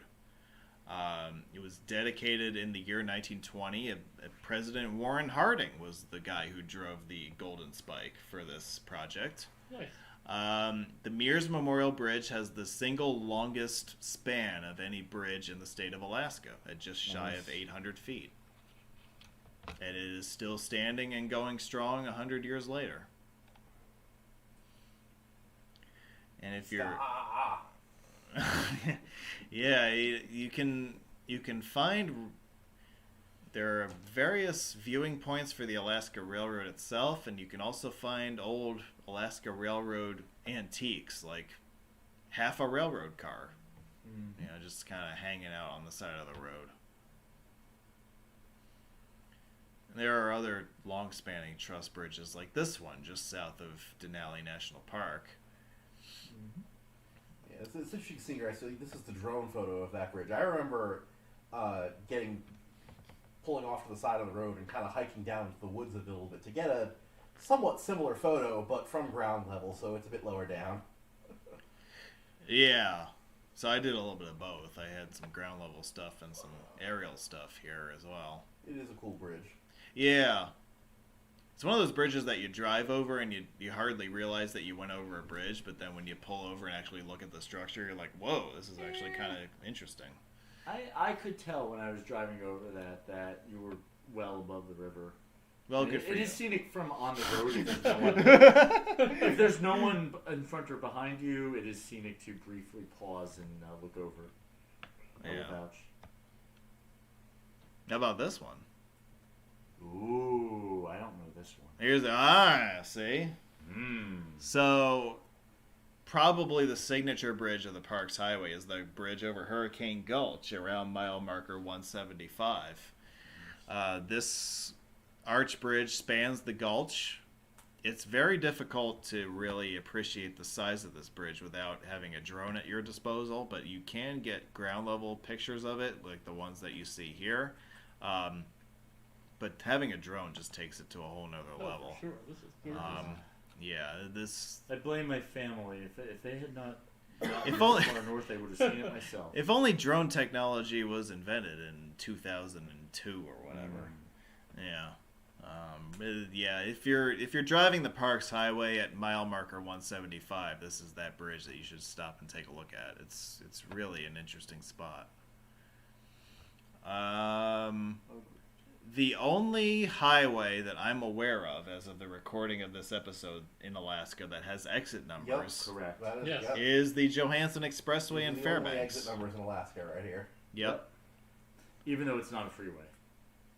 Not for most of its length. No, No, I mean there are I am interchanges, but I am using the definition of freeway that it has 3 consecutive interchanges, and that does not feature anywhere outside of Anchorage. It can that's have. You can have. probably- well, There's an interchange here, but not. all It's right. not continuous. Here's a question for you: are these mileposts based or sequential based? Yes. That is Does correct. anybody know the answer to that? Given that 3B and 3A are separate streets, I'm inclined to believe they're mile based. Yeah. But the entire road is approximately 4.5, 5 miles long. That's why I was asking the question, because it when you look at the mileposts of the interchanges, you would think that it could go either way. Right. Well, this road does not have a number too, so it's Yeah.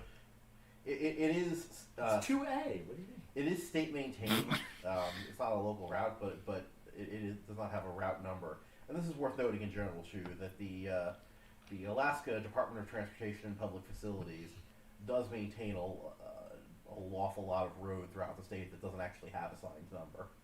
So in theory, if they cared about putting up more signs, Alaska could have more routes, but they just don't.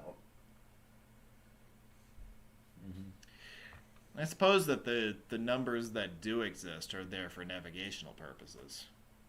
Yeah. So by adding a lot more numbers, you're not necessarily helping matters. Yeah, but there's also, I mean, like things like the road into Whittier too. That doesn't have a number. It could, if they wanted it to. I suppose, yeah. I mean, Just never gave it one. it could, yeah. All right, I've been alluding to the Richardson Highway for a little while here, so let's dig into this. So this is the first major road built in the state of Alaska. It connects Valdez with Fairbanks. It is part of 3 different state highways, 1, 2, and 4. Not in that order. Not in that order, but they are. It is parts of those 3 route numbers. The highway's origins date back to the 1890s and the gold rush eras. The U.S. Army commissioned their general, Wiles Richardson, to begin studies on a permanent highway that could connect the Gulf of Alaska with the interior of the state. And the alignment that he selected was based out of the port of what is now known as Valdez, running generally northward up into what's now considered Fairbanks, where gold was actually discovered in the year 1902. This highway is named for Wiles Richardson. In 1905, he was appointed the head of the U.S. War Department's Alaska Road Commission. He was their first president. Ooh. And the Alaska Road Commission, as I mentioned at the top of the show, oversaw the federal funding and construction of the Alaska road system up through World War II, before that was transferred over into the Bureau of Public Roads, which got transferred into the Alaska DOT in subsequent years. But all of Alaska's highway construction and design has its roots in the gold rush years of the early 1900s and the Alaska Road Commission, of which General Richardson was its first president. So the Richardson Highway is an interesting drive. I've only driven the stretch, so I guess there are 3 different segments of it that we could talk about, one for each of the state highways in question. There's the section from Fairbanks to Delta Junction, which is part of Highway 2. Pretty straightforward, nondescript highway. It's got a couple interesting moments in it, but not so much. It's the main highway in Alaska. Yeah, I guess leading out from Fairbanks, you could say that. And you pass by the Air Force Base, which you can see. At least when I was up there, you could see some modified Boeing 707s still in service up there. Yeah, you can. You know that I think that Yeah. is Eielson Air Force Base outside of Fairbanks. I believe that is where Bob Ross was stationed Interesting. for a number of years. Yeah. So you remember how when he talks about In the Joy of Painting, living up in Alaska for a number of years? I believe he was based there. Huh. And, well, it kind of explains how he had this love of winter scenes and happy little mountains and happy little trees, you know, because he's mimicking the scenery of central and northern Alaska. So that's kind of where that has its roots. And then at Delta Junction, the Richardson Highway turns south and picks up the Highway 4 designation for the rest of its duration. It also overlaps with Highway 1 for a little while in the area of Glen Allen. I'm going to come back to this in a second, or am I? No, I guess I'm not. That's 1 second. Let's go. So Highway 1 overlaps for a little while. Highway 4 continues down to the port of Valdez, including the Thompson Pass on the lower end of the Richardson Highway. which was not originally a year-round highway. Seasonally, that remained closed because of the winter weather at the pass, but the construction of the modern highway in the 1960s made that highway finally a year-round possibility. See, I'm glad Anthony's back sitting here, because Anthony loves tourist traps. Really? You sure do. And I would like to talk about the single greatest tourist trap in North America, which is the Santa Claus house, which is South of the border. located in beautiful North Pole, Alaska. Which is not quite at the North Pole, certainly. No. Though it is fairly far north. Yeah, see, unlike Anthony, I am a sucker. And so I actually went inside and spent money here. Actually, no joke, this little guy was purchased at the North Pole house, or the Santa Claus house, or whatever the hell they call It it. would be appropriate that they would sell plush reindeer. That's certainly. right. Hello. Yeah, so I added to my Dowie collection. That's great. By adding this guy. So yeah, it is the Santa Claus house. It's Christmas 365 days out of the year at a place like Hooray. this, right? And Yeah. see, they even have the countdown clock for Christmas. In early July, it was 172 days away. You were almost at the furthest away from Christmas you could be. Yeah, In one direction or another. I guess. Yeah, you're right. As a Jew, I feel like I am in fact the furthest away from Christmas that anyone can. Oh, be. that's fair. You never get a Christmas. Well, all right. Wait, No I would- Christmas for I would, you. I would think the non-Abrahamic religion would get you further away. I'm pretty damn far. Rivals, man. Yeah. If you don't know them at all, you're not that far. But if you know them, you try to stay as far as possible. Okay. Yeah. Instead of one day of presents, we get 8 crazy nights. In North Pole, the street lamps are shaped like candy canes, Yep. as you see. Okay. Cut off. The toe cutoff, which it's not pronounced like TikTok. No, Okay. interesting. I don't know why. There's- Yeah, no, There's no That's tick fine. to go with it. I'm fine with that. Yeah, do no, not cut off your tick trying to get here. no, that's not a good idea either. The toe cutoff was built in the 1940s. Sometimes the mileage for this is included as an eastern extension of the Glen Highway. I don't know why that is, because they are completely separate projects. The state highway transfers from one to the other via an overlap with Highway 4 on the Richardson Highway, but they were not intended as the same project. It's known as a cutoff because it's practically a shortcut. Traffic between Anchorage and Yukon will go this way. It's basically the fastest way to get there. You take the Glen Highway and then the cutoff up to the Alaska Highway rather than circling all the way around to Fairbanks and then back Well, you wouldn't south. have Delta Junction. Yeah, you'd have to go Yeah. to Delta Junction. Right. Yeah. Yeah. So that's why the cutoff was planned in the 1940s and constructed in the 1950s.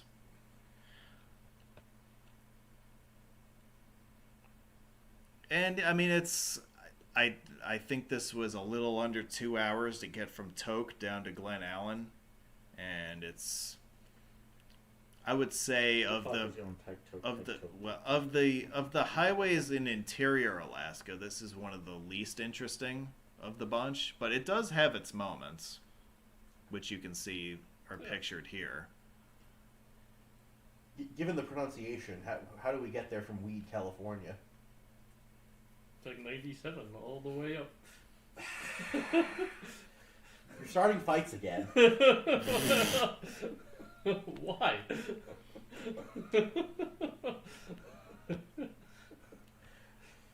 Mr. Alpert, would you like to talk about the Denali Highway? I would, but right, what you're seeing is that the highway itself is mostly dirt. I consider this to be the most scenic of highways. It is also the most remote, and that is an advantage. It does only go east from Highway 3, despite the arrows there, but for most of its length, it is a dirt road. You will not encounter other traffic. I found one person the entire length of 8 going the opposite direction, which made it very easy for me to pause to take photos and just take in the scenery. The highway goes through the heart of Alaska. You can see from these photos that it's the peaks are not miles above the road. The road is very much high in elevation, and so you just feel like you're a part of it all. And it's scenery. Not only is it scenery you will not see from any other road, but you have ample opportunity to just soak it all in without worrying about truck and other traffic that you will find on, say, Alaska Highways 1 and 2. Yeah, the important thing with being remote like that is that, you do need to come prepared because, look, if you're going to drive the entire length of this road, there's no towns or anything along it, and, the whole time encounter one car coming the other way. Well, that means that if your car breaks down and you get stuck, there sure as hell ain't any cell service. Yeah, you will wait for the next car to come your way, which is about once every hour or two. Yeah, it's not as bad as Northwest Territory by any stretch that I found, but it is very remote, and so your best inclination is to drive this with an appreciation for the remoteness. Right. The bridge here, you can see it's maintained. It's minimally maintained to have a road across the center of the state, and you just have beautiful scenery as you go. I don't really have that much more to say about it, so with Dan temporarily out of commission, we could talk about why the heck the US 97 shield appears here among Highway 2 and all these other shields. But to start with, you could see the resemblance of the 97s. At one point it was proposed to extend US 97 from the border crossing where it became British Columbia 97 to extend through Canada silently and resume in Alaska as a signed US highway. That, despite Alaska's best intentions, never happened. What you have is British Columbia 97 that then crosses into Yukon but remains British Columbia 97. It then comes back into British Columbia. It then becomes Yukon Territory Highway 1 as it enters Yukon a second time. It then dips back into British Columbia but remains Yukon Territory 1 before finally resuming and maintaining itself in Yukon Territory the entire time. Unfortunately, what you will not see here, because this is an Alaska webinar, is the signpost forest at Watson Lake, which is a feature that every single person watching this video is going to want to fly to northwestern Canada and or Alaska to tour for themselves. It is a one-of-a-kind place. I literally spent 5 hours there going through the different rows of signposts and photographing every sign I thought was worthy of photographing. No, so as far as the US 97 thing goes, right, so it was actually approved by AASHTO, but one of the conditions that was placed upon it was that they didn't want the number to change, so Yukon would have had to have signed their portion as Route 97, and Yukon has never done so, and so therefore the extension of US 97 north of the 49th parallel has never been actually made valid because of that. Yeah, that's my understanding as well. That it is a Yukon thing. Yeah. It's Yukon's fault. It is. And so my hot take here, realizing this is an Alaska webinar, is the Yukon.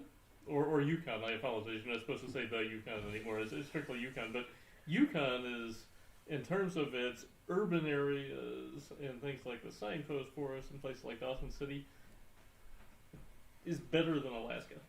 Alaska has more awe-in-your-face scenery. I think Yukon is more interesting. But I also want to note something interesting with the photo at the lower right here. Right, so this is the junction of the Alaska Highway, Alaska 2, with the Alaska Route 5 up towards the top of the World Highway, which is Yukon Route 9 within Yukon. And you can see the Yukon 9 shield mounted up there in Alaska. There's no 2. It's a little small, but it's there. And if you look on the left, you can see the back of one mounted in the other direction. So there are 2 Yukon 9 signs posted within Alaska. And this is noteworthy because this is greater than the number of Yukon 9 signs posted in Yukon. There is one, but only one. I will also there's more in Alaska. I will also note that Alaska 5 does not, in fact, lead to Yukon Highway 9. It does Wrong! now. It Wrong! does now. It does as It of does. like 2 years ago. At the time that I drove it, Yukon 5. Wait, so you're saying I now have it clinched? You know, If you, Well, this has been one of the controversial subjects about Alaska Route 5, is that a lot of maps have historically not just maps, Alaska itself showed it going up to Eagle at the end of the road, but it doesn't actually.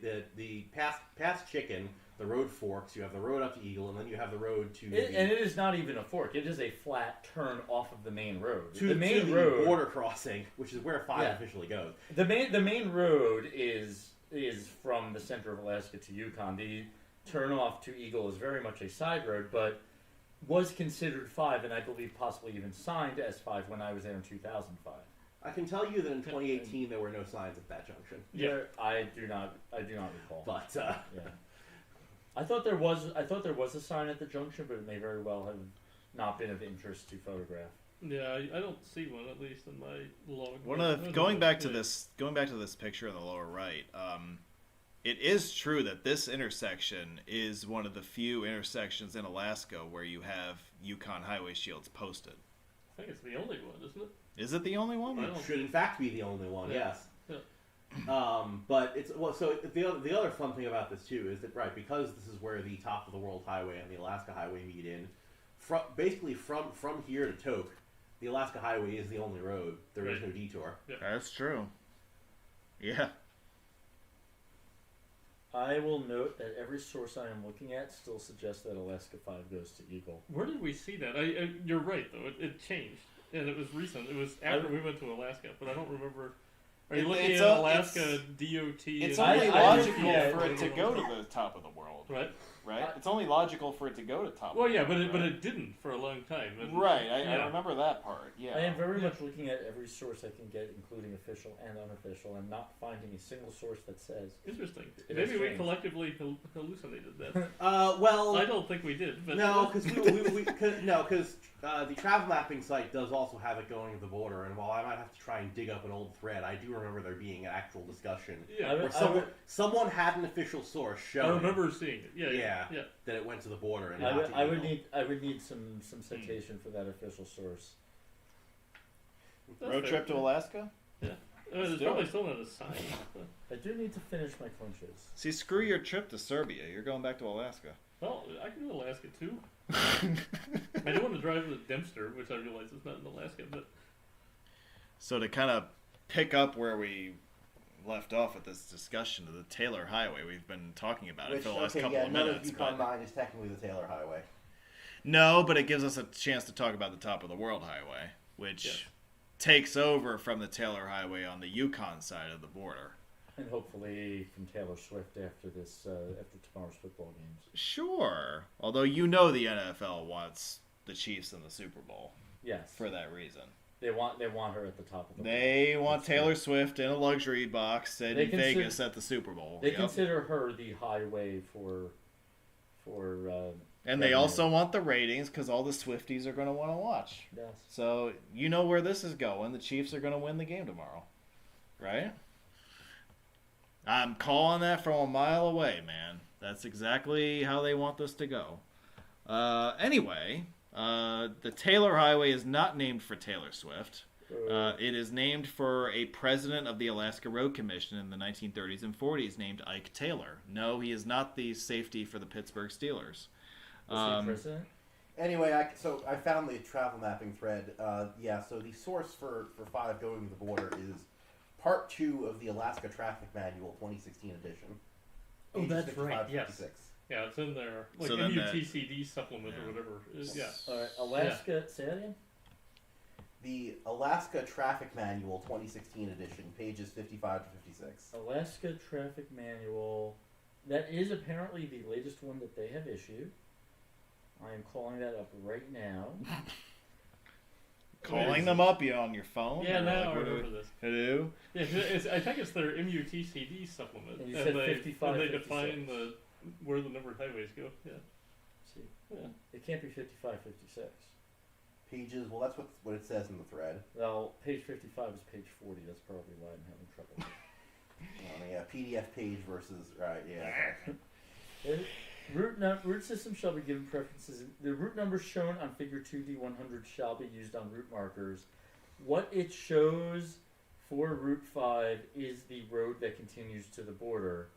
Although the turnoff is east of where they show the Route 5 shields. So I'm going to say that I do not necessarily buy that this map is gospel without any other source to back it up. Okay. It is one source that suggests that 5 goes to the Oh, border, boy. but I would need to see something more definitive that it has either been rerouted or that every other source was wrong the entire time. You know what I'm going to do? I'm going to go to my sign shop in Alabama and order an Alaska 5 shield like these. And I'm going to go plant it at the border and say, here you go. Alaska 5 goes here. Well, actually, and yeah, all right, here you go. So, right, the lower left, you've got a photo of the junction where this debate matters ahead. There. Yeah, does Yeah. it go up to Eagle or does it continue to the border? The world? That fork in the Never road. know. Yeah. You never know. And yes, it's Well, I briefly- can buy the signage necessary, and we can just put 5 straight ahead to the border. Right. You know. and it's very briefly paved at the border, and then there's like very brief other random stretches of pavement. Yeah. So the top of the world is largely unpaved. Yeah, Right. it's mostly unpaved.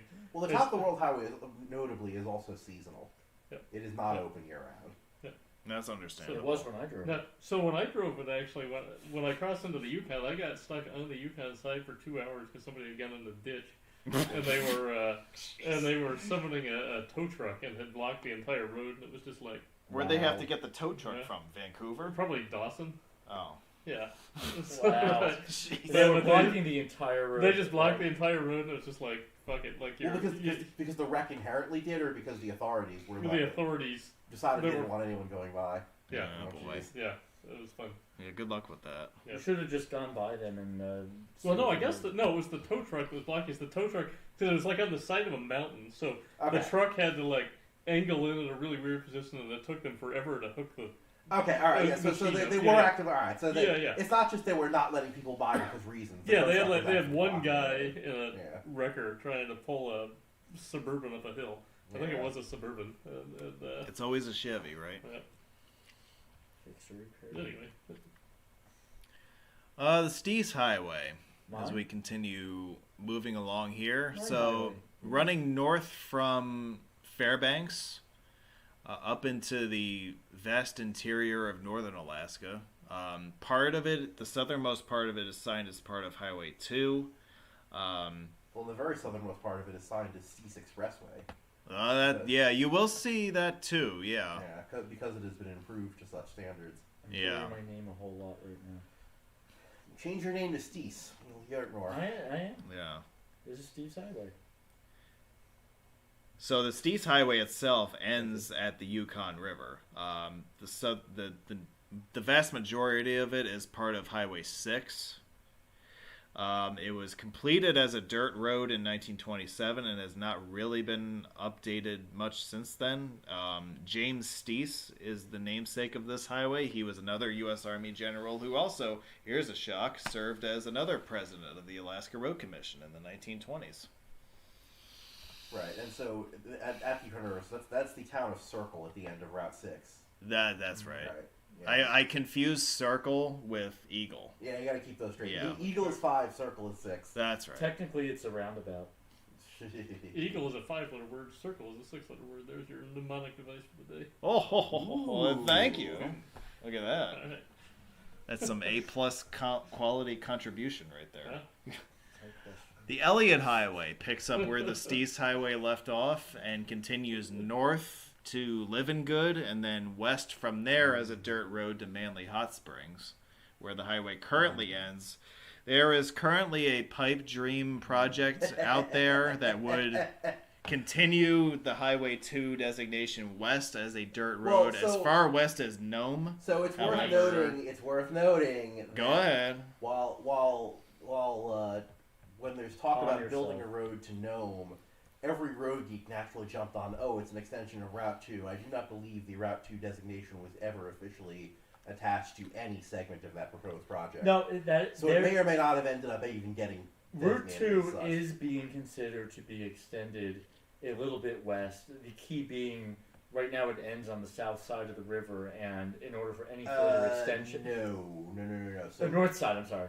yeah, so Route No, 2 but in order to be considered for any further extension, it needs to be able to cross the river, and so that right now is the sticking point for any consideration of this becoming a longer highway. I mean, So the other thing to keep in mind here is that Route 2 currently ends in Manly Hot Springs, and the quote-unquote first section of that road to Nome that was actually built, the road to Tanana, does not leave from Manly Hot Springs. It comes off of Route 2 miles north of Manly Hot Springs, and it ends at it ends at the south shore of the Yukon River, and you need to take a boat to get the rest of the way. But it brings you a lot closer to the town of Tanana than used to ever be possible. So it does make Tanana that much more accessible. you can drive most of the way there. You now have a short boat ride instead of a long one. I mean, I would say if they ever built a road on the freaking Nome, it should have a good number like 2. But that's just my 2 cents. Anyway, I think if they're not gonna likely to happen anytime soon. no, not in our lifetimes. It's never gonna happen. if they build a well, at the rate the glaciers are receding, we might need to have a 4-lane freeway from Fairbanks all the way to Nome. That's true. Alaska could be the next. Anchorage could be the next Phoenix. That's right. Yeah, right. Like it's right. you know what? The It's new- not the new that crazy Texas. to think Alaska's the about. new Yeah. Texas. Yeah. So it's also worth noting too that the time that this project was proposed was in the early 2010s, when you were seeing gas playing with $4 a gallon fairly regularly. As you might imagine, a lot of the state of Alaska's economy is based on the extraction of oil, and so the idea of doing much more with this died very quickly when the price of oil crashed in the middle of the last decade, because that made the state basically go broke.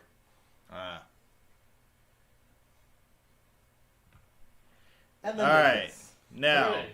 I'm going to turn the 3 of you loose in a minute as we talk about the Dalton Highway. I'm just going to Better give be careful you... about turning us loose. We might break things. That's okay. You know, They're on his car. this is live TV, so anything goes, right?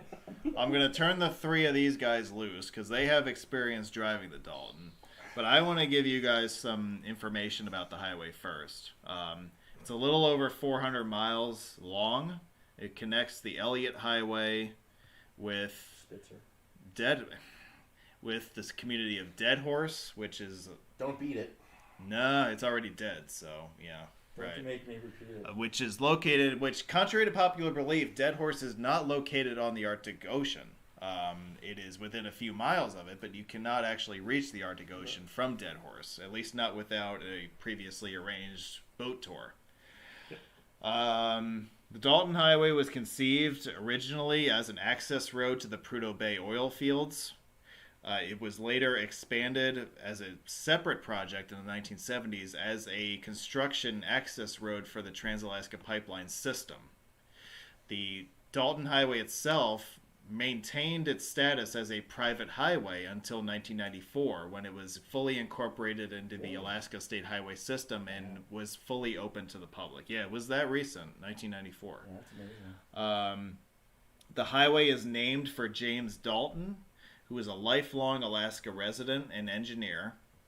He supervised the construction of what was known at the time as the Distant Early Warning Line. Now, this was a system of radar and detection systems that were meant to sense incoming bombers from the Soviet Union during the Cold War. Remember how we were talking earlier about how important and strategic Alaska was for U.S. national defense and for other purposes, for transportation and whatnot? Yeah. He was responsible for overseeing the construction of this early warning system to protect against any potential preemptive sea and air invasion of Alaska. He also, as a professional engineer, served as a consultant in the early oil exploration business in northern Alaska in the 1960s, which culminated in the aforementioned discovery of oil in northern Alaska in the late 1960s. So, as I said before, this highway is one of the more remote drives in Alaska. It is roughly 416 miles from end to end, and the 3 of you have driven it in full, so you guys go ahead. Right, well, you'll also see here from the first 2 signs, speed limit 50, next 416 miles, and then on the lower left you have drive with lights on, next 425 miles. They're a little tricky on the consistency as to exactly how long the road is. It's approximately something in that range, though. Yeah. It is typical for people to want to drive the total highway in 3 days, where the first day takes you partway up. The second day, people will circle to the top and back, and then the third day come back down to Fairbanks. Whereas we, and I did not see any issue with us doing it in 2 days as opposed to 3 days. No. And Other than the story that I don't know that we need to tell here. Oh, Yeah. you I absolutely have to tell. No, I that mean, story. and I would say on the way back, I was in full nihilism mode and did not care about anything and did it as fast as I could. And I left I left Dead Horse at 4, and I was back in Fairbanks before midnight. So I Wait, but you left it at 4 p.m. 4 p.m. So Yeah. it took me 8 less hours. than well under 8. Yeah, less than 8 hours. That is Yeah, impressive. to go almost 500 miles, by the Yes, way. From largely on dirt roads. I would consider. Fairbanks to Dead Horse is like 496 miles. I would consider more like 10 hours a norm. Single day is definitely doable. It's a solid day's drive It if is, you don't it mind is. driving, Yeah, certainly, right? So what you see here on the photos on the left are the gas station at Yukon River Camp, which is one of only 2 places midway along the Dalton Highway that fuel is available. So Yep. gas up here. The top left photo is the price per gallon. This was May of 2018. So certainly compared to fuel prices anywhere else, this is the most expensive gasoline I've ever purchased in the United States. Thanks, Obama. I don't recall how expensive it was for us. Right So, there. Yeah, the Eagle River the photo. gas. That's yours, okay. And that was That's my picture. Yes. Yeah, and the Eagle River gas, if you can avoid buying it, is worthwhile. It was significantly more expensive than Coldfoot, if I recall. It was actually, yes, yeah. which I noted and thought was interesting. Yeah. I also want to mention that this picture in the lower right, that is the Yukon River Bridge It is. on the Dalton Yeah. Highway. It And is. at You can this see the pipeline location, to the right, too. yeah, so at this location, they built the bridge. The highway is on the top level, and the pipeline is on the lower level underneath. So they built this bridge as a bi-level structure to carry both pieces. The picture in the upper Yes, the right. neat photo. Oh, hey, I know those. 3 so 3 of the 4 people in this room are depicted in that photo at the upper right, The 3 who were invited. standing at the Arctic Circle. which this is actually, so you have to pull off. There's a place off the side of the road. You have to pull off to this sign. I guess they didn't want people stopping in the middle of the road to go take pictures. Our strong recommendation is not to set your parking brake when you do so. I would, don't do anything to your car at Is this that- location that you haven't done. So In all the right. So the previous story is 50,000 this. miles. All right. So the 3 of us, me, Steve, and Corco, we were driving the Dalton Highway, and so we were going to break it up into thirds. So I took the first shift driving, as it were, and we determined that the stop at the Arctic Circle was about a third of the way from Fairbanks to Dead Horse, so that was going to be the first place we were going to change drivers. And so I was the one who drove Corco's Jeep Liberty into this pull-off area, and so when I parked the car, I did what is a fairly normal thing, and I didn't even think about it. We did not consider it normal. pulled the lever up and applied the parking brake. Okay. Now, apparently, this might have been like the first time in a decade that the parking brake on this vehicle had been applied. And I knew it didn't work, by the way. So then Steve gets in the car to drive away, and he doesn't realize the parking brake is on. And importantly, I was sitting in the back seat, so didn't notice that any of this was going on. Yeah. And so he drove away for a bit before realizing the brake Not on. very far. We were still in the driveway at that point. And then take it off. Okay, fine. Whatever, it happens. It was very short, but it was enough. So it was later on as we were getting a lot closer to Dead Horse. When that we made the last change for drivers. we started to notice that the brakes were kind of fading. Like, this And car wasn't with- stopping so fast. I This will is say interesting. that my entire drive seemed okay. It was Yeah. after we changed that there was. Yeah, but we Notice- noticed when we got out of the car, it smelled funny. I did not. No, you did, because I said, this car smells, this doesn't smell right. And you said, well, it's probably just cooking from going up the pass. Right, well, it was 'cause like, Because it was North of Vatican Pass that we Yeah, changed yeah. drivers I again. was like, yes. like I've driven this car 140,000 miles. I've never smelled this before, but whatever. Anyway. Yeah, so we had to coast into Dead Horse with barely working brakes, basically. Yeah. Well, I think you're best equipped to tell this part of it. Yeah. So at that point, we check into our hotel, and the hotel's like, we don't know. This isn't a customer service oriented establishment. Just tell you about the hotel. It's really a man camp that if they've got extra availability. Well, they apparently they'll don't let the you. general public stay at this place anymore. at all. Maybe because of us. Yeah, give yourself some credit. But yeah, it's nobody lives up in Dead Horse full time, right? You've got people work up there for 2 or 3 weeks, then they go home for 2 or 3 weeks, then they come back for 2 or 3 weeks. Hold on. Go back there though. Go back there. Yeah, yeah. That was so. This is Coldfoot. Yep. These pictures are in Coldfoot, and so yeah, the gas is cheaper here than it is at Yukon River Camp, and maybe part of why is simply that the gas station is actually slightly more of a serious gas station. Yeah, and it's actually a nice spot. Like, the inside's nice. You can get some food. They've got a good bakery. I think I got a cookie dough that was pretty good. Like that? I do remember. Yeah. I remember the cookies. Yeah. We all got cookies from this Meow, place. meow, Yeah. meow. And right, and so then the lower left is not in Coldfoot, but so that's a sign showing the place where the Dalton Highway was completed, because so they had 2 crews, one working north from Fairbanks and one working south from Dead Horse, and this is where they met in the middle. Yeah. The How Golden how Spike, close so to the speak. middle was it? It's of course not perfectly at the middle. This but- is that Union Pacific story where one of them clearly won. well. Union Pacific clearly won out, or Union, whatever it was. Yeah. Yeah, the Golden Spike should have been in Salt Lake, just like Right. yeah. Coldfoot is, but in fairness, once you get up over Adigan Pass, it's a different environment there. I'm not an engineer. I don't know how easy it is to build a road, but It was right. We well, either crossed- way, Basically, my drive took us over the pass, and then we switched drivers, and it was just going up and around that pass was a very different experience.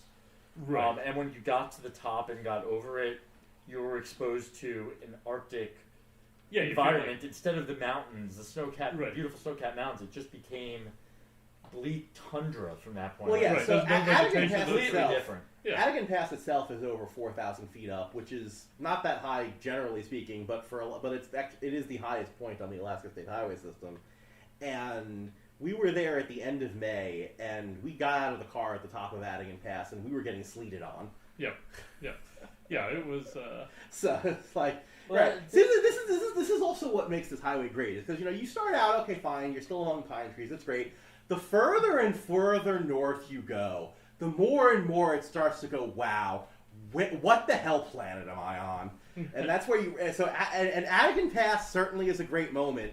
But the interesting thing too is that while a lot of people would like to think of Adigan Pass as being like a climactic moment, and then okay, fine, it's an easy roll from there. No, actually, it's even for the Dalton Highway itself, Adigan Pass is like barely north of the midpoint.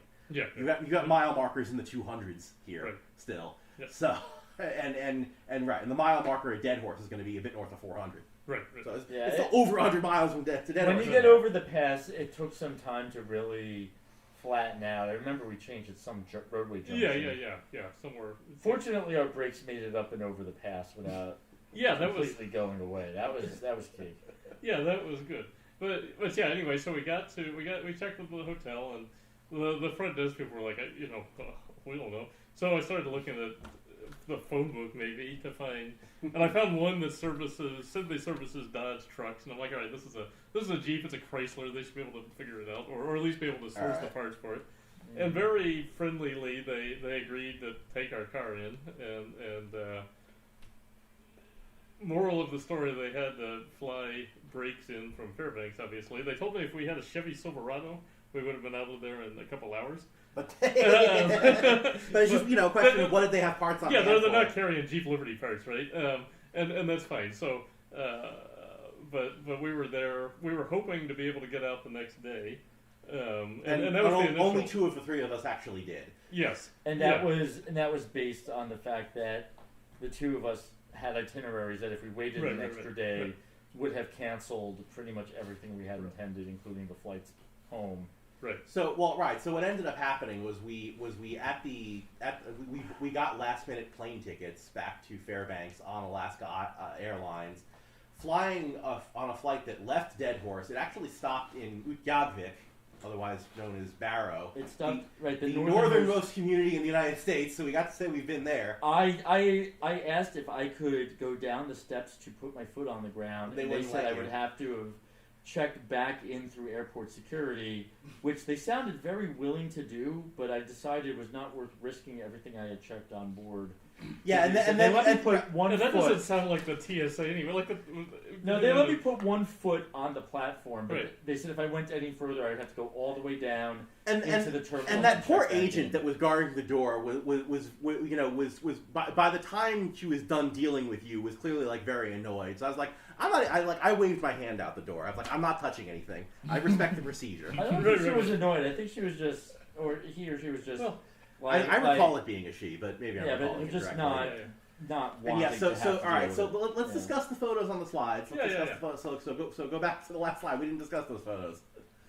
Yeah, so top left, that is me standing under the street sign at the north end of the Dalton Highway. You'll see the street Yes. sign says Dalton Highway, so that is also there for Yeah. the north end of Alaska Route 11 there in Dead Horse.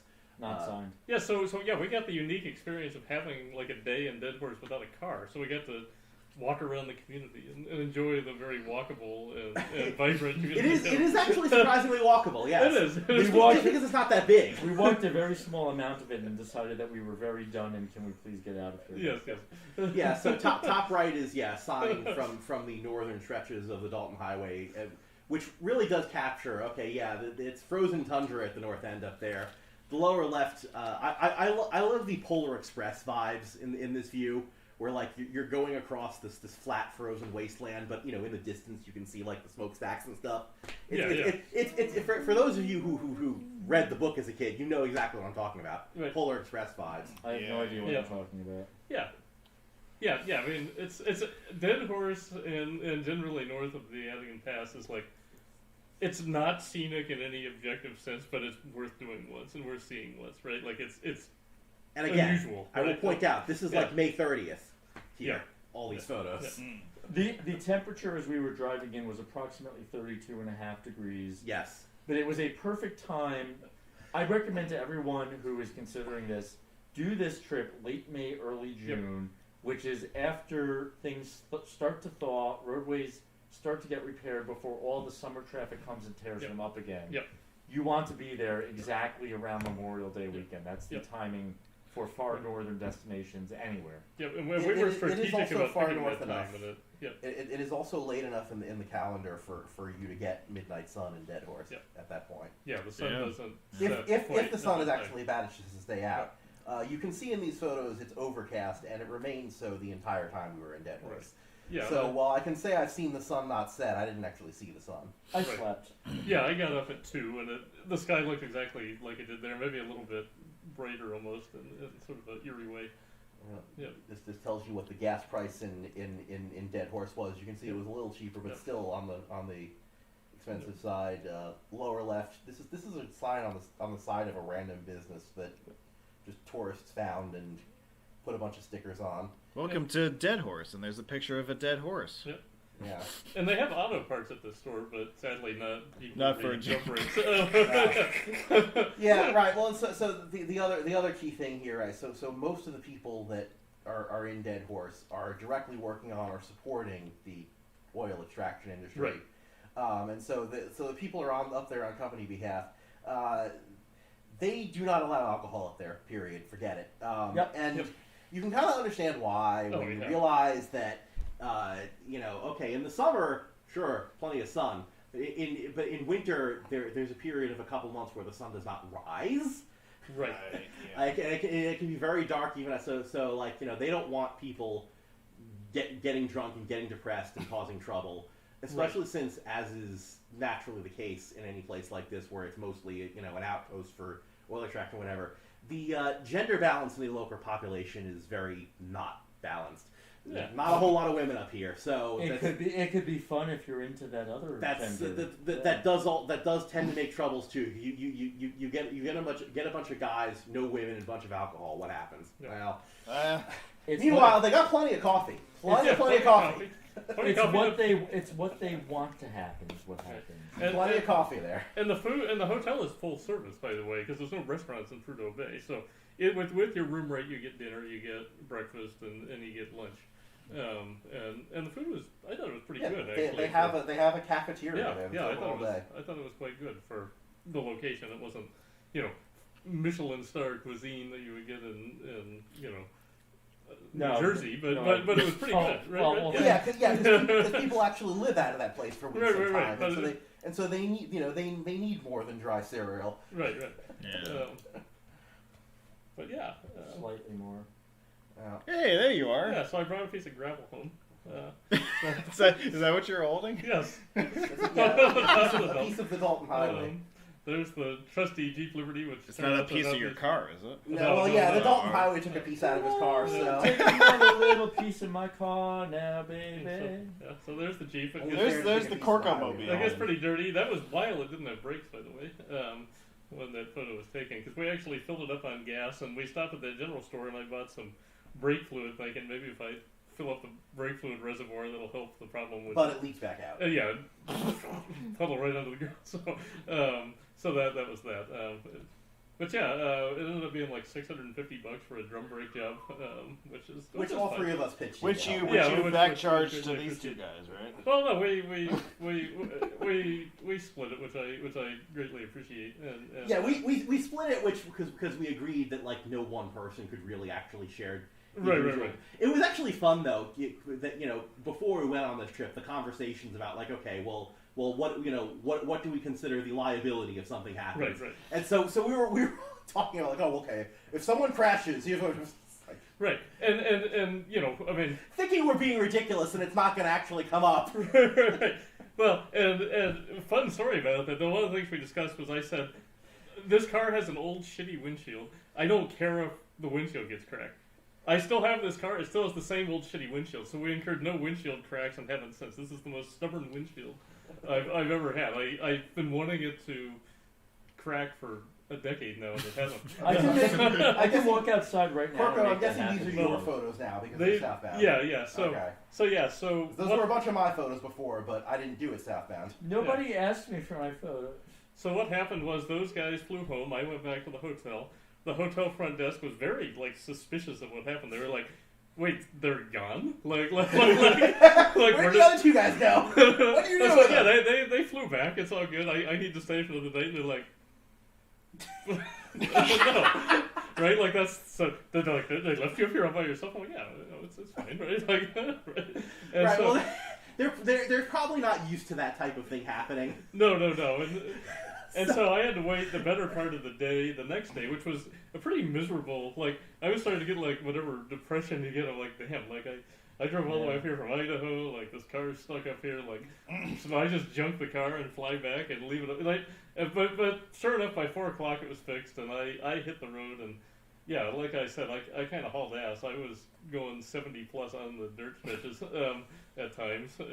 Northwest Territories. And yeah, and it was fine, right? Like on the way up, I was trying to be like, all right, like for the care of the car and to minimize risk, like let's keep it to a reasonable speed on the dirt parts. And on the way back, I was like, I don't even care if I roll over in a ditch and die. We had two full-size spare tires and needed neither of them. We should have brought spare brakes. Yeah, we had extra gas too. We drove a gas can all the way up, which we didn't need. So all good things.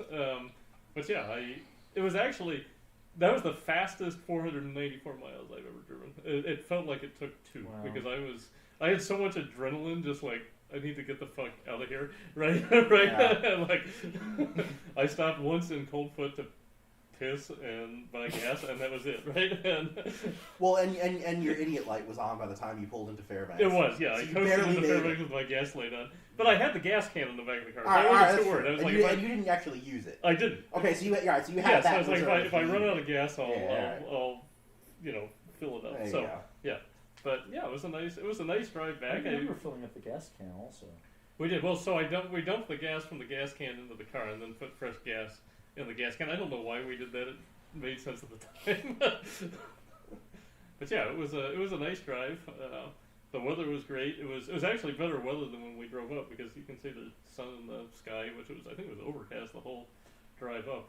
Not the whole drive up, but Yeah. It was better when we drove up because I got to share it with you. Oh yeah, no, it was a nice drive up, and yeah, it was an expedited drive back, but I would say the thing with the Dalton is it's not that scary, right? And actually, since we've done it, they've paved a lot more of it. Is my Yeah. understanding. You also want to Yeah. note here that these signs pointing to Galbraith and Wiseman these are not inhabited towns. No. These are named locations that are an airstrip and a service warehouse for the pipeline.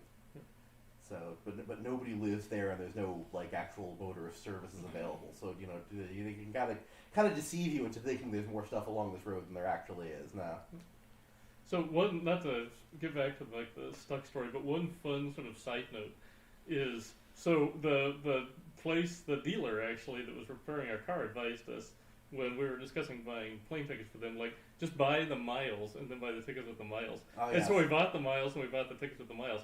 I got the angriest phone call ever from Alaska Oh, you Airlines. actually was a 2 phone weeks call. later. Yeah, Yes. they called me and they were like, "Don't you ever do that? If you ever do that again, we're suspending you from ever being allowed to use frequent flyer miles. Like this. We understand this was an emergency, but this is not. You're not allowed to buy tickets for other people with miles that you just This is a flagrant violation of our terms and conditions." Right. Well, and this is the thing worth noting, right? Is that we can right. So you are allowed to use your frequent flyer miles to buy Right. tickets for other people, Right. and you are allowed to buy frequent flyer miles. What you're not supposed to do is buy frequent flyer miles and then immediately use those miles you just bought to buy tickets for other people. And the reason it happened this way is because Corco was the only one of the three of us that actually had an account with Alaska Airlines. So rather And we than needed that to be able to secure Right, tickets. and buying the tickets that way was several $100s. well, actually, cheaper yeah. per So this person, was I think. right. It was because Yeah. was because the guy at the repair shop pointed out to us that it was a useful hack. It's cheaper to buy miles and buy the ticket with miles than to buy the ticket. So, when you're buying it day of, Right. it would be different. It if was, you- and it was a difference of a few $100. It was yeah, significant, and so miles were purchased on Steve's credit card, Yeah. on Corco's account, and so there's multiple reasons for someone to look at this and go, "What's going on here?" Most of all, us. Yes. Wondering what the fuck was going on here. But Yes. the moral of the story after all that was that we all made it back safe. We had minimal itinerary disruption. I had a little bit because I was planning on also driving the Dempster Highway later on that trip, and I lost a day because I had to stay in Dead Horse an extra night, so ended up spending 2 nights in Seward instead and just resting. And I also didn't necessarily have the stomach to drive way up into the boonies on unpaved roads in a car that I no longer completely trusted. And so, we got some other experience out of it too. Yeah. Besides getting to say that we landed in the airport and got, Right. That was cool. There was a family on that flight. So the plane, it's a milk route. It goes from Anchorage to Dead Horse to Utqiagvik back to Anchorage. And so when we got on in Dead Horse, there was a family that was clearly already there from Anchorage. But yeah, so it was a family that, I don't know, they were Aleut or whatever the tribe is up there. But they had as their carry-on luggage a giant paper bag full of McDonald's. Nice. Oh yeah, they bring the McDonald's up to. Well, right, because and you think about it though, because if you live in a place like that, all right, most of your food is probably seal blubber or something. So if you got a chance to stop at McDonald's, right, they're taking hundreds of dollars worth of McDonald's on the plane, and I'm sure they got a nice freezer at home that they're going to put it in so they can slowly use it up. Reheated McDonald's, but Yeah. which I love the slice of life aspect of It things is, like this. it It's is great. when else would you see something like that? Right, But right, it right. makes, but in context it makes sense. right. You would see something like that on a McDonald's commercial that we're now about to show you. Yeah, No, we are not. Oh. but yeah. But you can see the Trans-Alaska Pipeline from large parts of the Dalton, which is cool. Plenty of wildlife. That's a nice drive. Did the three of you explain why you were in Alaska at the same time? It was deliberately coordinated Yeah. so we could drive the Dalton Highway together. Yeah. So that was your. It was planned that way on it was purpose. advertised as the Fairbanks Road Meet, but we were the only three. Yeah, that that's came. the thing. It wasn't yeah. invite only. Anyone yeah. else, other people would have been welcome to show up. No one Yeah, did. yeah. A couple of people thought about it, but I wanted to clinch a good portion of what I had left in Alaska, and that was my motivation. Well, there's the logistical hurdle of it's very expensive to get a rental car that you can take to the Dalton Highway. Most rental contracts prohibit it unless you rent a purpose-built vehicle. So I lived in Idaho at the time, which compared to the East Coast is A lot closer. a lot closer. And so I was like, I'm going to drive up, right? And so that sort of limited attendance because we would have had more than one car full of people gone. We would have had to figure out how to procure another car. Not everyone would have been able to drive up yeah, to it Dalton would have been, unless someone else brought a vehicle suitable for Well, it. But we never had to plan that, so I don't know what we would have done if that had happened. Yeah, I mean, We were very much determined that that was a non-issue. well, I think we could have squeezed a fourth person in that car, but Had to be female and single. what? yeah, I mean, yeah, we could have figured it out. One other thing, though, we did briefly discuss the possibility of driving back to Fairbanks without brakes, which I actually maintain. So on the way back, as I was doing it, I realized that was more challenging than we would have thought it would have been. I was like, what if we didn't have brakes right now? I was like, this pass is a little bit steep, but I do think it. I maintain it would have been gear, possible. whatever. The question would be if something came up that an unexpected animal crossing the road or something. I don't think the guy at the repair shop wanted to let you do Oh that. no! He said we would have to. He said we've never done something like that before. You would have to sign like a liability waiver, right? like get the car back. Yeah, like we're not going to release this car to you without brakes. So yeah, and props to them, right? Delta Servicing or whatever in Prudhoe Bay, Alaska, they had no obligation whatsoever to help us. We're not a priority. Their job is servicing oil vehicles for workers, the people up there that are actually like helping the economy. They had no obligation whatsoever to help us in a timely fashion, and it was expensive, but they did, and I think really this do appreciate that. This also factors Right. into why the front desk at the hotel was really weirded out, like where'd the other two guys go, and that's because when you have a community that's this remote like this, Right. there is very much a culture where people are very inclined to help each other out because they know that look, if someone needs help, there's not a lot of places they're going to get it. and I may be next. Right. Yeah. Right. So certainly the guy at the repair shop was willing to help us out in ways reasonable, and I'm sure that the person at the front desk at the hotel was legitimately just concerned. You showed up with two other guys before, and now you're here alone. Where did the two? They're in the snow somewhere. Right. I don't know. Where did the two other guys go? Are they okay? And then when you said, "Oh, they got on a plane and flew back," and it just sounded weird. It's like, why would they do that? Right. They left you here- Yeah. Because not just because they left you here alone, but also because, wait, really? Right. Well, and yeah, I mean, I'm a, so, and the other sort of dichotomy with a place like Prudhoe, where nobody actually lives up there full time, is they're not native Alaskans, right? Most of these people are from somewhere in the continental U.S. and they fly in and out. Many of them haven't even been on the Dalton Highway, right? And so they're like. To them, it sounds scary. So at the time I lived in Montana, or I had just moved from Montana, right? I was used to driving. I drove all the secondary highways of Montana. A lot of times you're maybe not 400 miles from anything, but you're 100 miles from anything, right? And so this didn't intimidate me as much as maybe somebody who lives in Dallas and was working up at the hotel for a couple of weeks, right? Yeah. And I had that one trip years ago, which is on their website, where I went through Northwest Territories. I discovered someone who had ridden off the road in the middle of the night. I was the first person to come upon the scene. Right. 2 hours later, I spoke to the work crew, and then 2 hours beyond that, as I was running out of gas, I found the police station to talk to. Right. And there was literally no one else other than those two instances of people. So, right. Yeah, I have enough experience with it where if I was in your shoes and it was my car, I would have no problems driving 400 miles back on my own at all. Right. And yeah, it's not like there's no traffic on the Dalton. You see a car if there wasn't. You see a car every 15, probably more often than you did on Alaska Heat, right? If there was no traffic, I wouldn't have a problem with it. Because I'm used to it. I think the daily traffic count is 1 to 200 vehicles. It's 200 something. Which is not bad, right? That's yeah. Yeah, which is about the same as US 6 across the middle of Nevada, by the way. Right. Yeah. So lower right photo here, that's actually the south end of the Dalton Highway there, with two going to the right is Manly Hot Springs and ahead is Fairbanks.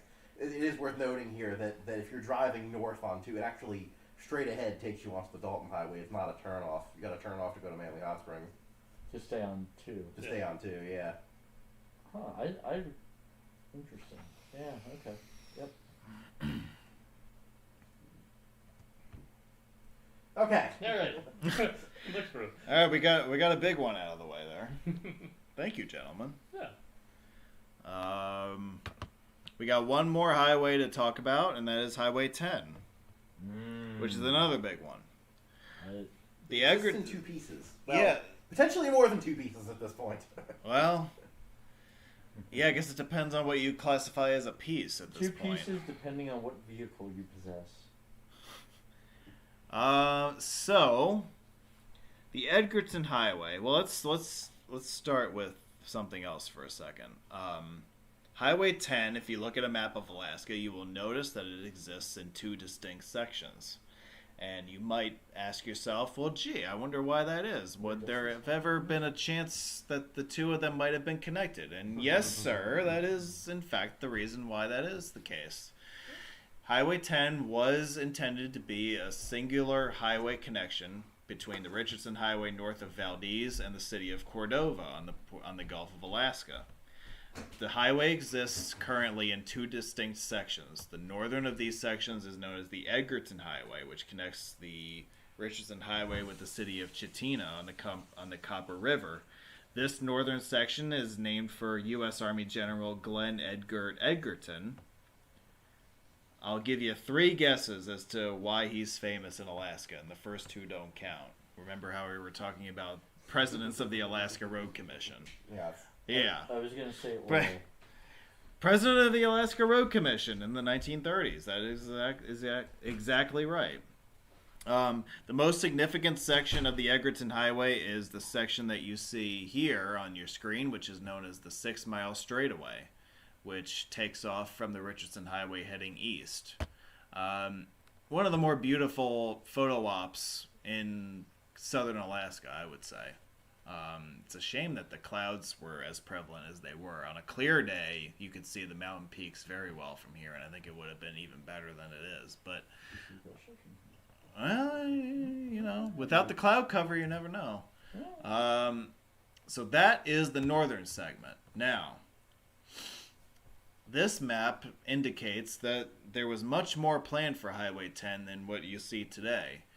The city of Cordova, which has a permanent population of about 2,700 people, was intended to be connected by the construction of a highway known as the Copper River Highway, which would have followed the west bank of the Copper River all the way up to Chitina, where it would have linked in with the existing Edgerton Highway, which would have made the land connection to the Richardson Highway.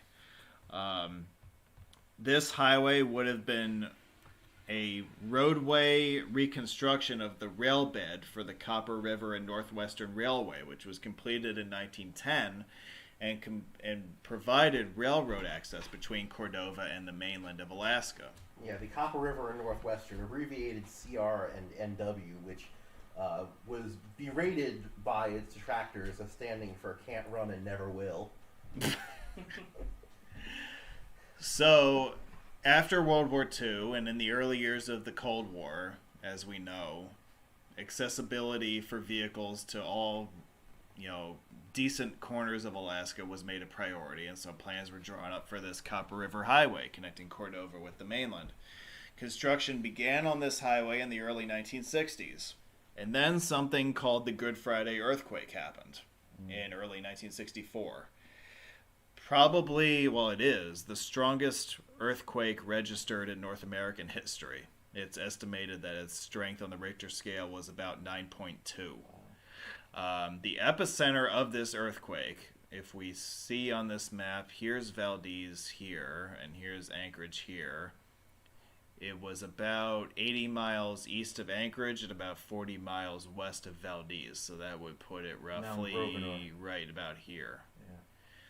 This was the epicenter of a 9.2 magnitude earthquake, which, as you might imagine, was an extremely devastating event for coastal Alaska. The vast majority of the rail bed of the Copper River and Northwestern Railway was washed out. The Copper River changed course in multiple locations, which eroded the rail bed. In Anchorage, there was monumental damage to the street grid. There were sinkholes opened up everywhere. Sections of the Seward Highway down in the Portage area were washed out and were actually lowered to below sea level due to the shifting of the tectonic landscape in the area. The original location of the town of Valdez was wiped off the map and had to be relocated a couple of miles to the west. So actually, the Richardson Highway is a couple miles longer than it was in 1964 because the town was relocated about 2 miles west to a new location where it is today. This project was basically killed by this earthquake. There was no appetite to restart it in the years afterwards. Construction progress that had taken place in the early 1960s was completely wiped out in an instant. The signature part of the Copper River Highway would have been the recycling of what was known as the $1 Million Bridge, which was the central railroad bridge for the Copper River and Northwestern Railway. The bridge itself was completed in 1910. It was severely damaged in the 1964 earthquake, as you see in the picture in the upper left. One of the spans completely slipped off of the pier and tumbled down into the river below. While this was repaired ultimately in the early 2000s, and the highway was open to some semblance of road traffic around then, it lacked the connection with the rest of Alaska, and it was kind of like a 40 or 50 mile dead end. Well, and you see the funky Functionally. thing that they did is that they left the section of bridge actually sitting with one end of the river, and they just built a new structure to kind of bring the roadway down onto it through the top of the truss. Yeah, that's kind of shown in greater detail with the picture in the upper left on this slide. I want to give a thanks to our friend Oscar, who was here in the 90s when you were able to drive this under this configuration, and they simply, as you see in the picture on the right, they cut a hole in the truss to allow this temporary roadway to kind of snake its way down through the collapsed span so that it could reconnect on the other side. That's how they were able to shove a single lane makeshift roadway into this thing. I approve. Right. Well, and today you can't even get to this bridge. Well, yes, not by driving a road. That's right. Talk about that. You brought it up. You must talk about it. Yeah. So the section of Route 10 from Cordova basically to this bridge does also have a crossing of basically the delta of the river, and it has on a couple of occasions washed out in this area. So, and the state of Alaska does intend to fix those washouts eventually, but it's naturally not a very high priority for them because, well, it's a road from Cordova to Nowhere. to the $1 Million Bridge, usable by tourists, not usable by too many other people. The other thing that you have stacked on top of this too is that there are three reasons, let's say, why this road has never been finished. One, of course, was because of the Good Friday earthquake, making it impossible to practically do then. Two is that as time goes on, the construction of things like this gets more expensive, and so you start to argue, well, is it really worth it? And it becomes a little more difficult to economically justify. The third is that the population of Cordova really doesn't want it. They like the fact that they're off the grid, and they don't want to be put on the grid. So in fact, there have been issues where the state of Alaska has posted Alaska 10 shields on that section of the road, and the locals in Cordova actually steal those signs and junk them. not because they want to put it on their wall or anything, but because they're so opposed to the road being finished that they see it, that they want to say, no, this is not Route 10. This is our little road. It's never going to connect to the rest of Route 10. Stop calling it Route 10. To those residents who are listening to this webinar, please post your shields on eBay for us to obtain. We are happy to take them away from the public roads and provide them a permanent home that will never have them posted. I would gladly on take this a note, Highway 10 shield. Yeah. Also on this note, one of the most interesting road-related things I have ever happened to spot, although very random, was I did spot a bumper sticker that said, Cordova, no road. On the back of a vehicle parked at a poke bowl and shave ice restaurant in Honolulu. Ooh, Nice. So that's a little bit away from Cordova. So I spotted it and I recognized what it was, and I said, "Oh, hey, I was like, what is that doing here?" Did the car have a Hawaii plates? I'm trying to remember now. I have a picture of it somewhere. I keep thinking it's Cordova, not Cordova. Oh, wow. No. It's I've always been under the impression that it was Cordova. Yeah. But Yeah, I mean, that's, yeah. Oh, yeah. It's just the locals may pronounce it differently, but yeah, I would. yeah, so the city of Cordova It's both, is about. apparently, I'm seeing. Well, Yeah, there you go. all right. ¿Por qué no los dos? I think it's about 2,700 people as far as permanent residents. Which so that's the other reason why you build a road there. It's like, all right, it's actually a couple thousand people. It's not that tiny, Yeah. but And it was linked by the railroad for a number of years before the railway went bust after World War II. And then they decided to replace the railway with the highway, which obviously never happened. We all know railroads are stupid and boring and ugly. right, But so the you $1 can million still get there via the Alaska Marine Highway System. that is true. They do stop there. Yep. But the $1 million bridge is one of the great engineering achievements of Alaska, which is now basically marooned and on an island that is not accessible by vehicles. I guess you could get there by seaplane or by boat, but I've got Gulliver's Travels in my head for this. If you try to go there, that's basically the only way you can get there at this point. you will be marooned there after your 3-hour tour. Yeah, you're right. It is one of those places that's on my bucket list to visit, but I highly doubt that there will ever be an opportunity for me to get there because of obviously the difficulty involved in getting there in the first place because of all the washouts further downriver. But Bring your hiking boots and a full day of an empty calendar. yeah, great. I'm not even joking. That is probably what you'd have to do, or rent a bike and drive up with the bike and then bike it the rest of it. Well, I think Although I believe part of it is crossing a creek, but. Well, and I do believe that at least seasonally there is someone that is operating a sort of not official ferry service to get tourists over towards the $1 Million Bridge. Oh goodness. The thing is that because there are 2 washouts, you can't actually clinch the entirety of that section of Route 10 this way because there's still the section between the 2 washouts that ferry won't take you to, and. If for anyone who's not interested in clinching roads, why would you? There's nothing there other than a segment of road between 2 washouts. I'm not clear what so this ferry. You're saying the 2 washouts are on the same river, and so it will just follow the river instead. Yeah. Well, it's because it's in the delta of the Copper River is the thing, so it's multiple channels of the same river. Right, yeah. I am tracking this right now. Believe me. So you can see one of the washouts in the picture in the upper left.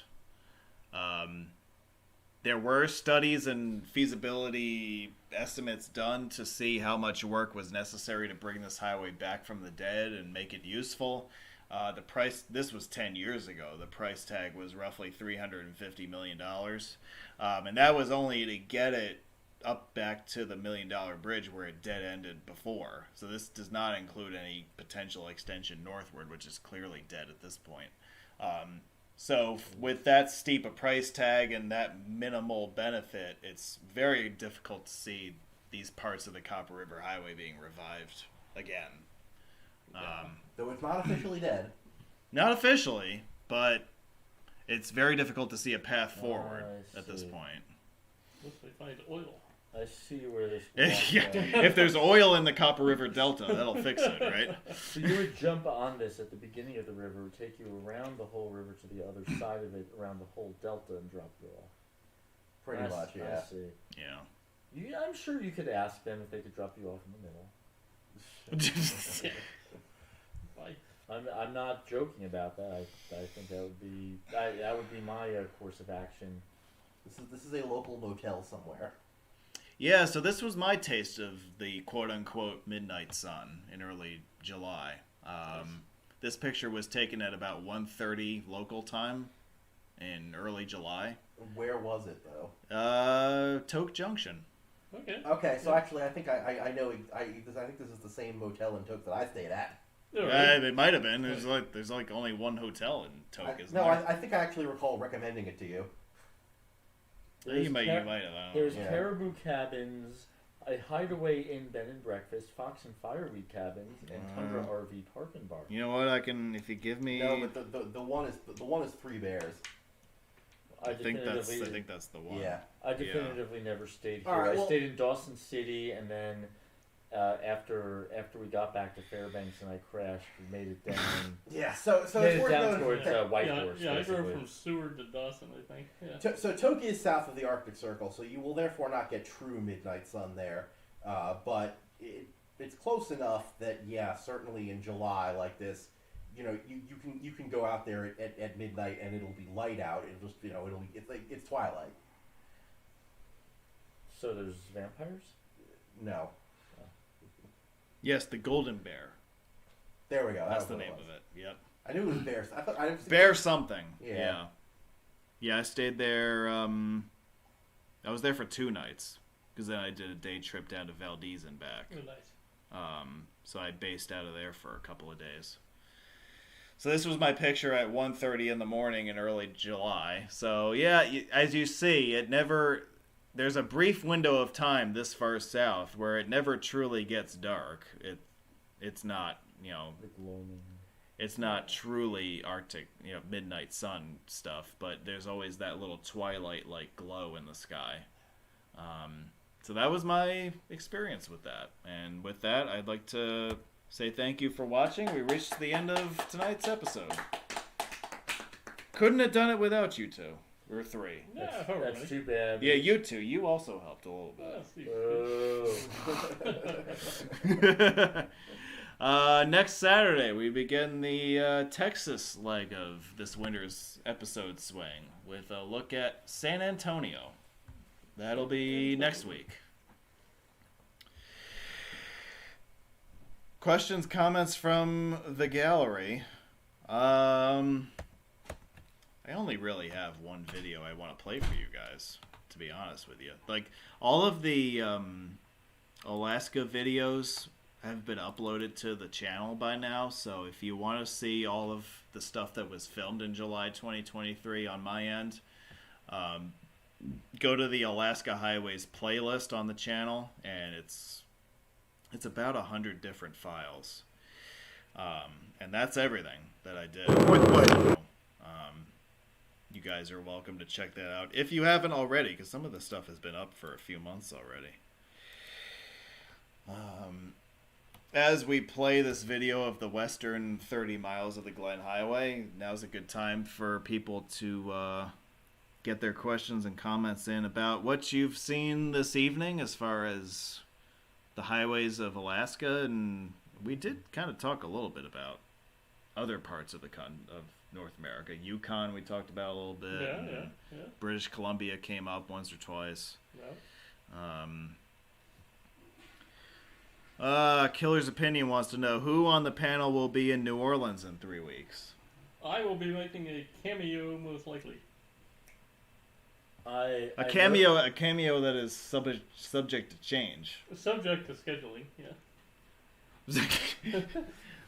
So you might see him as a cameo, you might see him as a little more than that, or you might see him as a little less than that. Yeah.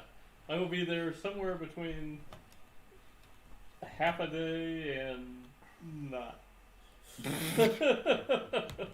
but most likely I will show up in some capacity. I'll be in the area on an unrelated road trip. So do you want to tell the people what the related part of the trip is? Yeah, like so I when I moved to Connecticut a couple years ago, I was like, oh cool, I'm near all this like American history. So I started like taking road trips themed around presidents, and so I tried to see as many George Washington sites as I could in 4 days. Then did Adams and Jefferson and Madison and Monroe and Quincy Adams, which is kind of overlapped with regular Adams.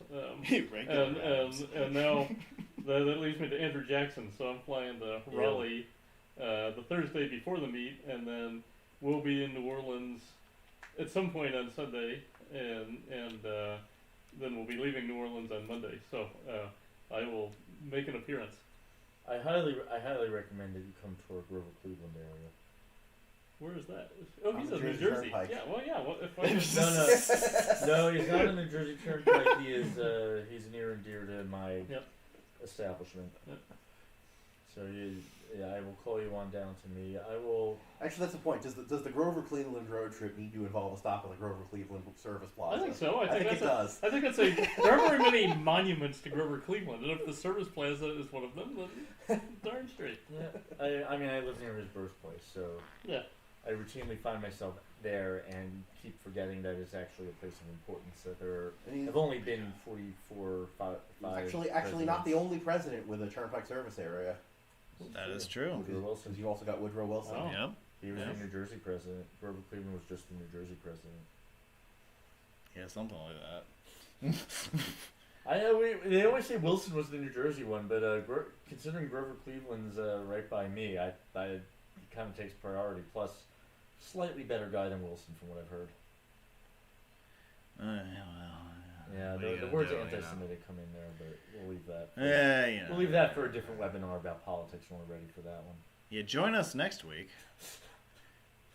Yeah, so Corco may make an appearance. Yes, almost definitely Sunday yeah, dinner. I Maybe a then- little bit more than And that. then Alps and Anthony are not going because they're a couple of poopy heads. I We would have like to other see the lives. person who posted that question, but other than that, I've also seen him at this point, but he would be the primary drawback to that area, and unfortunately, that's not enough to get me all the way down there for a single day. Yeah, did you hear that? Well, it's a multi-day meet. I have work. Not everyone here works. I do, so I Yeah, that's fair. Are those Kansas plates that you just passed, or was that? No, that was the Bear Alaska plate. Yeah. Never mind. Yeah. reminds me when I was stuck in traffic on I-287, and right next to me was a Nunavut plate. But what? That's crazy. Really? And You it, saw and one it of was those a it was the back plate, so it was not simply there for decoration. It was an actual license plate, Wow. which was all sorts of bizarre. But perhaps they decided they wanted to take a road trip and therefore bought a car and got it licensed so that they could come. Well, or the other question is, what are the odds that that car has never actually been in none of it? Because if you see Hawaii plates in the continental U.S., odds are Army. that car has never been to Hawaii. Yes. And it's right. It's someone who's in the armed forces, and is either from Hawaii or has designs of moving to Hawaii after they retire from the armed forces. Has a mailing address at Wheeler Army. Well, no, and Airfield. this is actually an important thing. This is because if you are active duty military, you are actually allowed to register your car in any state you want. Because when you're active duty military, well, you go where the military sends you, but Right. but you can claim as your permanent residence either where you came from, or you can say, well, all right, when I get out, I want to move here, so I'm going to just start, and so all right, that's right. So you see you will occasionally see Hawaii plates, not in Yeah. Hawaii. The fun thing is that not Hawaii plates in Hawaii are actually a lot easier to come by. Oh, I believe that. Yeah, 'cause there's a lot of military in Oahu, especially. Right. Well, that's the thing too. On the other islands, maybe not so much, but on Oahu, you will definitely see plates that are not Hawaii plates. But yeah, I guess if I own a vacation home in Maui or something too, I might leave my car registered in Idaho or something. You could, yeah. Yeah. Are you planning this or? I not now. I don't live in Idaho anymore. I don't want to live on an island. I get bored. Well, I brought this Yeah. up when we did our Hawaii discussions in the past, that Hawaii is a kick-ass place to visit for Right. like a week or Yeah. whatever, Yep. but the isolation of it all would get really depressing in a Right. hurry. Right. It kicks your ass if you want to be there for more. Right. Yeah. Yeah. And I know people, like when I worked for Tappan Zee, there were people who I worked with who got sent to their next big mega project, which was the Honolulu transit system. Oh, that thing that they actually finally opened a piece of last summer. Yeah, so they got sent to that for like 10 years. And I'm like, Jesus Christ. I mean, you gotta live like, the closest metropolitan area is like a 6-hour flight away in San Francisco. Like, good God. Well, You you know? know what though? See, here's the thing. We're all people that like to get out and explore and see different things, and so yes, living on an island in the middle of the Pacific Ocean doesn't sound appealing to someone like us because of how difficult it makes it to go anywhere else. But there are people who would absolutely love the idea of retiring somewhere like that and being like, you're in Hawaii, it's tropical weather year round, you can go to the beach anytime you want. It's like, why would you ever want to go anywhere else? And Right. So there are people who would not mind at all and would love it. I mean, I would love to Yeah, retire to but- Vermont, where there's hardly. I've driven all the roads, and half the year you can't drive roads, but I love Vermont. If you're a tractor trailer, you can't drive certain roads, but that doesn't stop them from trying. Yeah. Can't drive certain road. Killer's opinion has a question for you, Corco. Okay. U.S. Grant's winter quarters are located along the Mississippi River near U.S. 65. in the waterproof or Newellton, Louisiana area. Is that worth visiting for what you're looking for? When I go on a Ulysses S. Grant trip, that'll be a stop. So okay, so this Jackson trip has to be purely Jackson oriented. Yes. This is not a geographically efficient thing. It has to be one trip, one president. Yeah. Okay.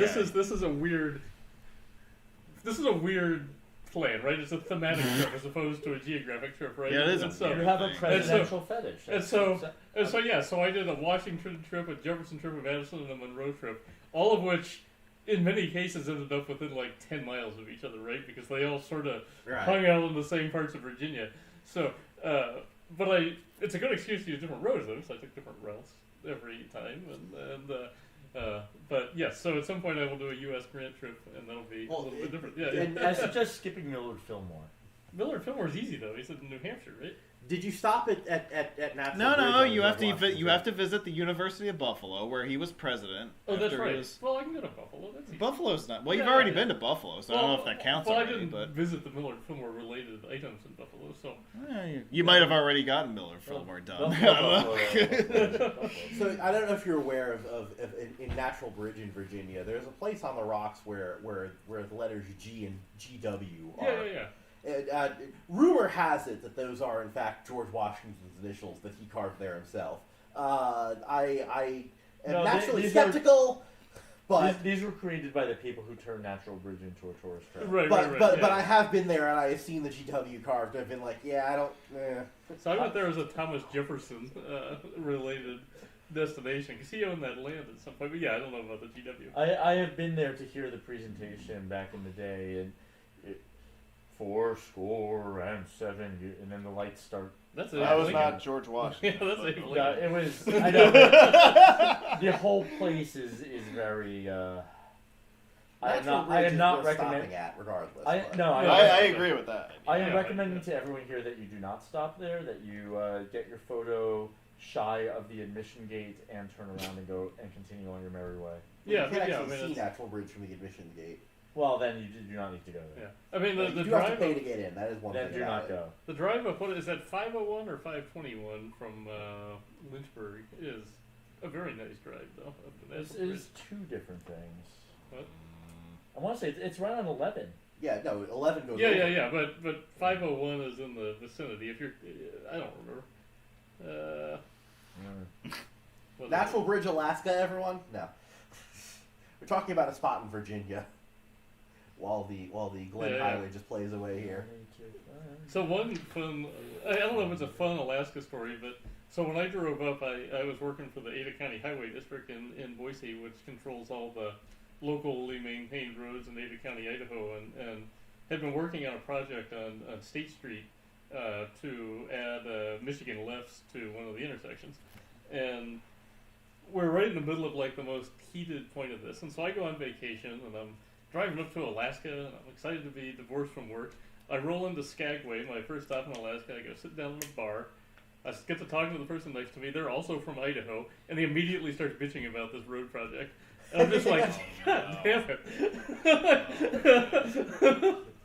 Like, this is ridiculous. Also, not just from Idaho, but also clearly familiar with the specific project. Yeah, you he was were from working on. Boise. Well, I didn't even mention the project. I guess I was from Boise. And we started talking. He's like, "How about what they're doing on State Street with those U-turns?" And I was like, "No."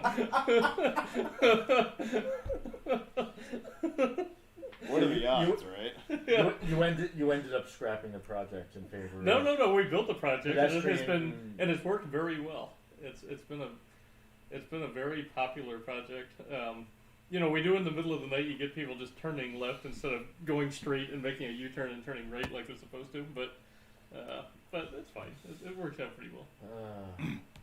Yeah. So the follow-up to the U.S. Grant thing, if you ever get to U.S. Grant in your president's trips, Yeah. What is I it, mean, you're gonna have to take a month just to do the Civil War landmarks. Oh yeah. You know, Yeah, it's like- gonna be a big.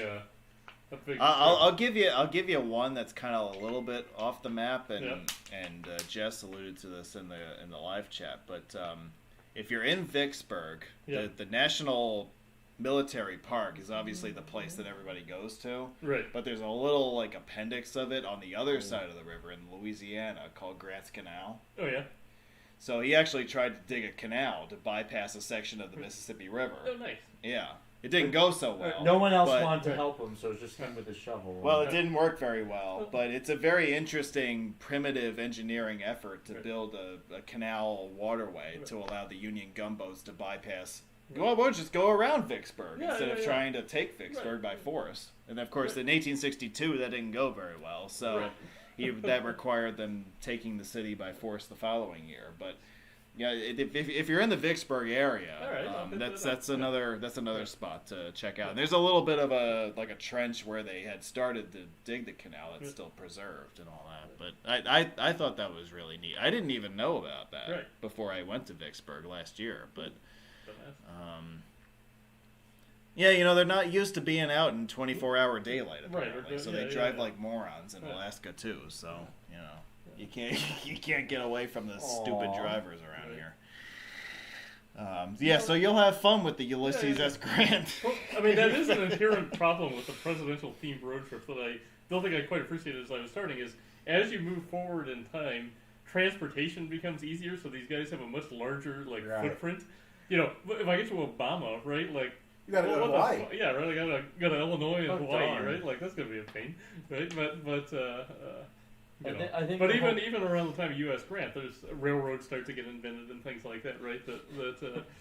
Well, and also by virtue of having been in charge of the Union Army, he got around a fair bit because of that. Well, that's the same thing with like Jackson is all over the South. Right? I'm assuming that every military. single time that you do this, you have to go through Washington D.C. Not necessarily. There's. That's not. Then you're cheating. You have to go by the White House every time. every time. I mean, there's no real. There's one statue of Jackson, I think, in D.C. that is not even like an official federal memorial, right? But there is a statue of Shapilov. Which is actually kind of surprising, given. I mean, say what you know about Jackson as a president. Yay! One of the more controversial ones, but historically was regarded as a fairly popular one. So it's somewhat surprising that he doesn't have a bigger monumental presence. He does. In It's DC. called the $20 bill. Yeah, I guess that's true. Yeah. Yeah. What is the story behind how Jackson Is that a New York plate there on the right? It was. I think it was a. Was it New York? I'm pretty darn sure it was. Yeah. I didn't think it It was a was. 7-digit starting with a K. Looks like an Empire State, the new white. Yeah, that's a New York plate. I mean, he's got the thing on top that they traveled. Okay. It's fair. All right. Alaska's white. Alaska's always yellow. That wasn't yellow. It looks like a New York plate, yeah.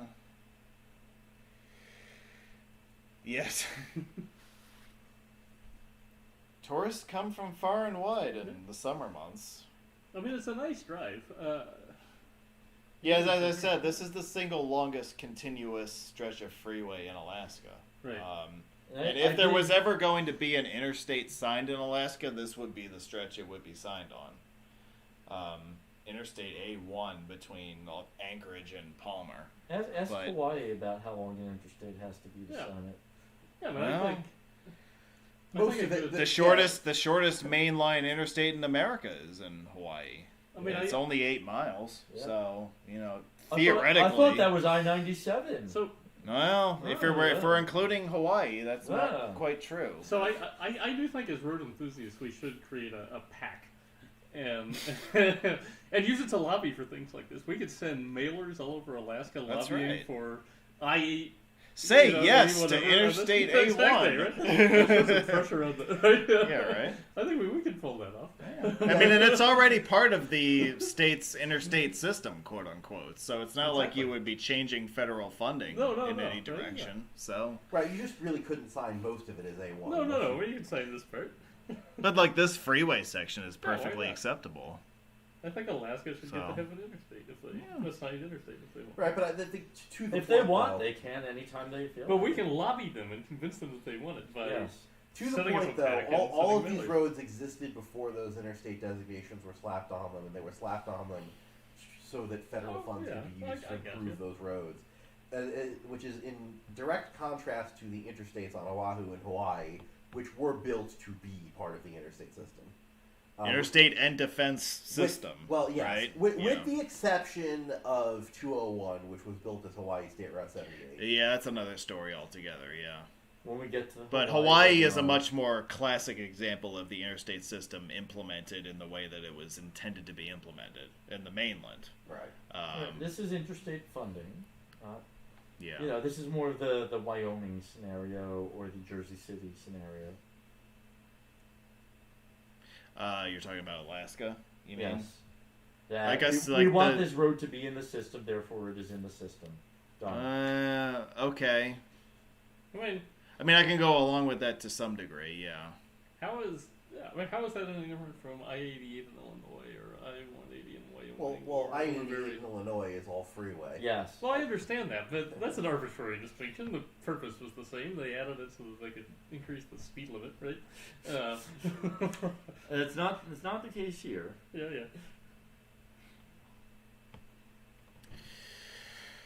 Yeah, so you guys know my position on whether the Alaska interstate system counts as part of canon, and if you dislike my opinion of my position on Alaska, you'll really dislike my opinion on the status of Puerto Rico. I assume it's the same. Puerto Rico. It would be pretty inconsistent for it not to be. See, you're onto something there. Well, so Puerto Rico has the additional problem that they have built new freeways to bypass the roads that were designated as interstates, but the original designations have never been examined, so they remain on the original surface roads, even though there were full freeway bypasses That's fun. of the interstate surface roads. See, I didn't even know that. That's cool. Really? Is that right? Yes. Well, yeah. So in Puerto Rico, like in Alaska, some of the interstate system is not in fact freeway, but a greater percentage of it is.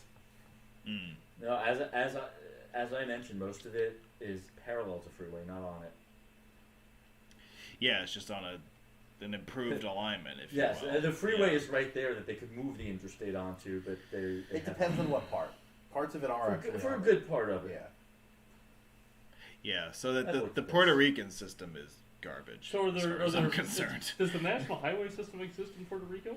And are those bypassed I don't know about that. interstate PRs on the NHS? So, like, are there paper interstates that aren't on the national highway system? Because that would be, yeah. Well, in order to attain interstate status, it's got to be part of the NHS. Yes. Right, but can it... 700 715 miles of freeway, tollways, and principal arterial highways in Puerto Rico are on the national highway system. Does that include the bypassed interstates? It would at least include the current ones. No, that's what I'm curious Well, about. Are I there will let paper you- interstates I that just exist want that to- aren't on the NHS? I just was looking up to establish that, in fact, the NHS does cover Oh, Puerto gotcha. Rico. Okay, You can yeah, yeah. decide. I suspect that only includes the designated interstate corridors. That does not necessarily include the bypass sections. Well, I don't know where there would be a precise map. of it. 750 miles is more than the interstate, Yeah, yeah. certainly. So it includes other stuff. Is it that much? That's what it said. Well, I mean, 700. that's believable if it's... But that's. Well, there were 3 Puerto Rican interstates, right? Yeah, and So- but there's nowhere near 700 miles of them. Really? No. All right, as a I thought, book, I thought 750 sounded about right. No. Check travel mapping. their map is not very easy to Oh, interpret. yeah, this is terrible. Yeah. Grainy as hell. It's highways 2, 22, and 3 forming much of the ring around from Ponce clockwise around to Fajardo, and then other highways crossing the island from there. But right, is it the freeway or the surface road? At least from the FHWA, there's no way to tell. Yeah, so FHWA doesn't give a shit. Now, so- as I look at high resolution image, I do have a high resolution image, Okay. and it does not help. Great. Here. Yay! Oh, but those are the interstates. Yeah, that's good. Yeah, well. Okay, all right. Well, Yes, and the interstates that this shows are 1, 2, 3, and 53, which I believe is a typo for Puerto Rico Highway 53. Well, Well, while they debate that, hey, look, 6-lane freeway in Alaska. That's cool. Yeah. Yeah. There's a brief section of the Seward Highway that reaches 6 lanes in width as well on the south side of Anchorage. As we approach Anchorage from the east, this is the other 6-lane stretch of freeway in the state. And as you see, it gets a good amount of traffic.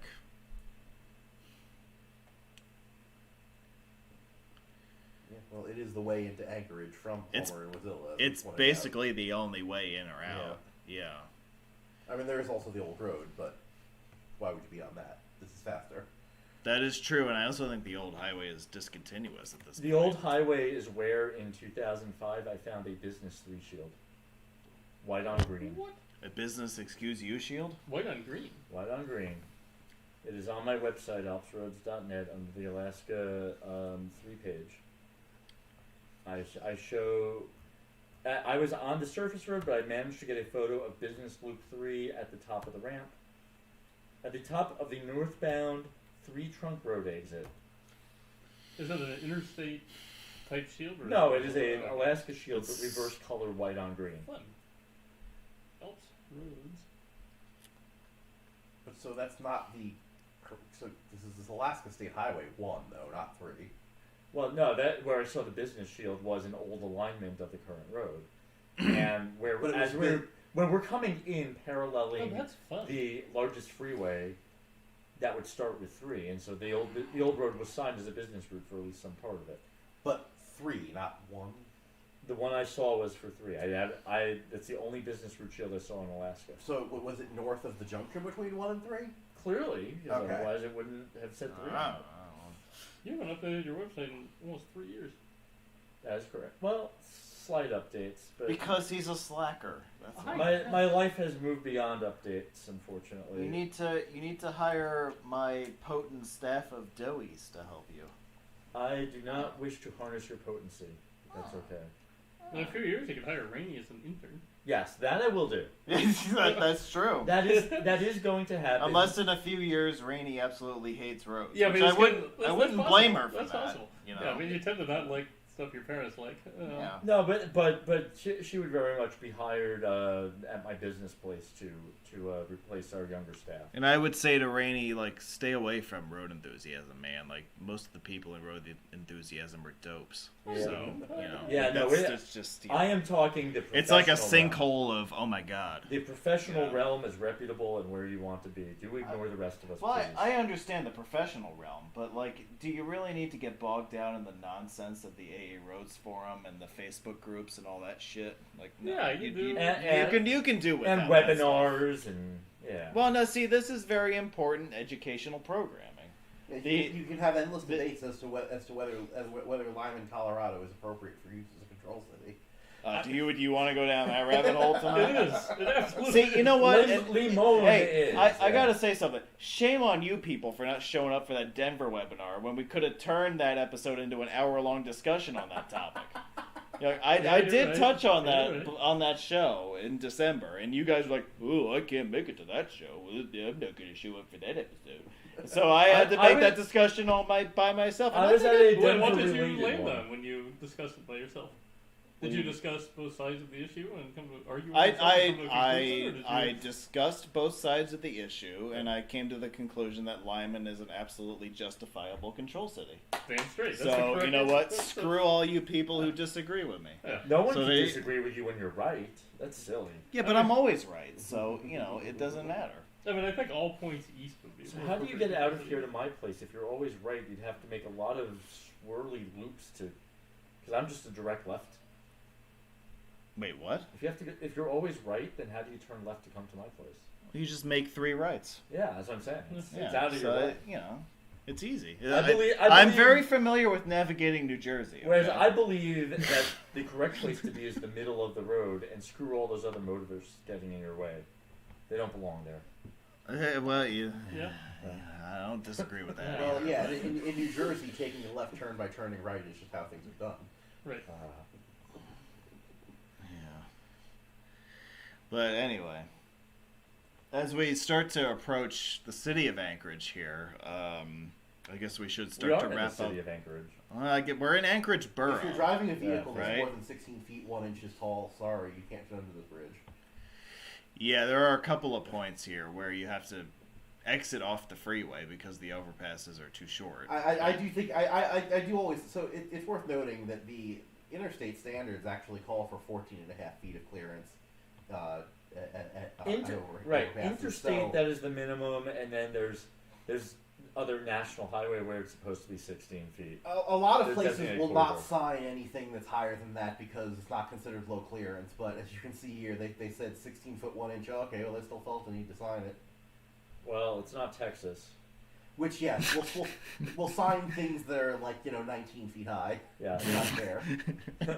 They will sign. I mean, Because well everything's over 20. bigger in Texas, Exactly. right? They will Yeah. sign the clearance for any highway that goes over because it is over. Therefore, you must know how far. Yeah. Oh, look, there's a building. Stop ahead. Yeah, so as we so this is the end of the freeway section as we enter the city of Anchorage. So we're going to start to wrap up shop here, and I do want to thank Corco and Anthony and Alps for being tonight's panelists. And if anybody has any last-minute comments, questions, concerns, whatever, no Alaskan wildlife was harmed in the making of this episode. I do want to get that out there.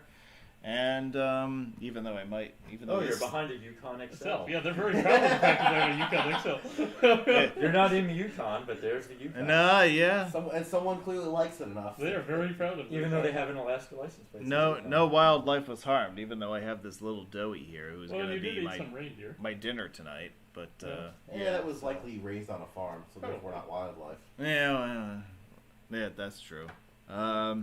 So if anybody has any last minute questions to the panel and whatnot, now's a good time to. Yeah, it is worth noting the interesting thing that, right, so Alaska Highway 1 does have a freeway section on both sides of Anchorage, but there is no way to get through or around Anchorage And on a freeway.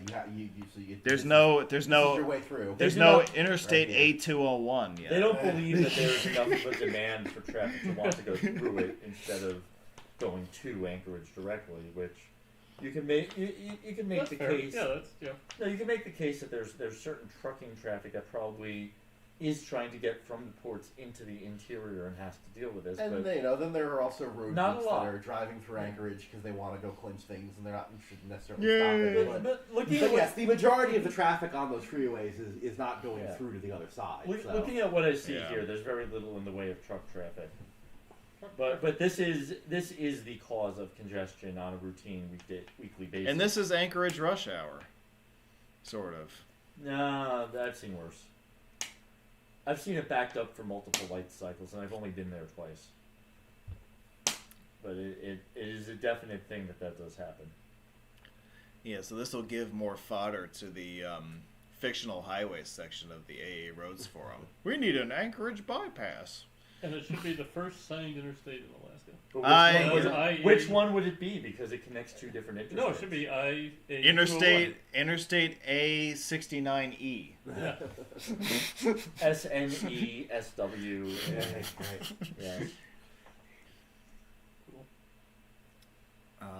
Yeah, so as we arrive here at the western terminus of the Glen Highway, as we enter downtown Alaska, When we get to that exact intersection, which is important to note. yeah, you'll see it up ahead in a couple of traffic lights, It's pivotal. That intersection is literally pivotal. Crossroads of Alaska. Yes. Yeah, There it is. South one turns left. There's your overhead. yeah. What's interesting is that Probably the only BMW dealer in Alaska. Sorry. what? Well, the other thing with this too, right, is that you'll notice that the tall buildings. So you go through town on one this way, but you don't actually go through the middle of downtown. Right. So Yeah. But we have gone through it. But yeah, so I really want to thank you guys for watching, and we will not consult certain people about fictional highways on the AARoads forum. I think we gave them enough material as it is. My next podcast on the Gribble Nation Roadcast is in production. It's going to be a preview of the big game coming up the second weekend of February. So the teams for that game will be determined tomorrow as we're recording this, and then we'll have a episode devoted to a preview of that game, and I'm really looking forward to that. And that's what's coming up for me in the near term, and of course the I-70 series continues into February and March. And then our next webinar episode will be on next Saturday, where we talk about Texas for the first time on the channel. We've never done a Texas. Well, we did El Paso. I'm forgetting about the El Paso episode that we did when we were locked down in March or April of 2020, which is 4 years ago coming up. Can you believe that? Yeah. God damn. Gosh darn. It's crazy. Dag So nabbit. yeah, this will be our first Texas themed episode since then. So I'm excited for that. Y'all. And I've incorporated sound bites into this podcast episode from that Bills post game show that I was telling you guys about at the top of the show. Yeah.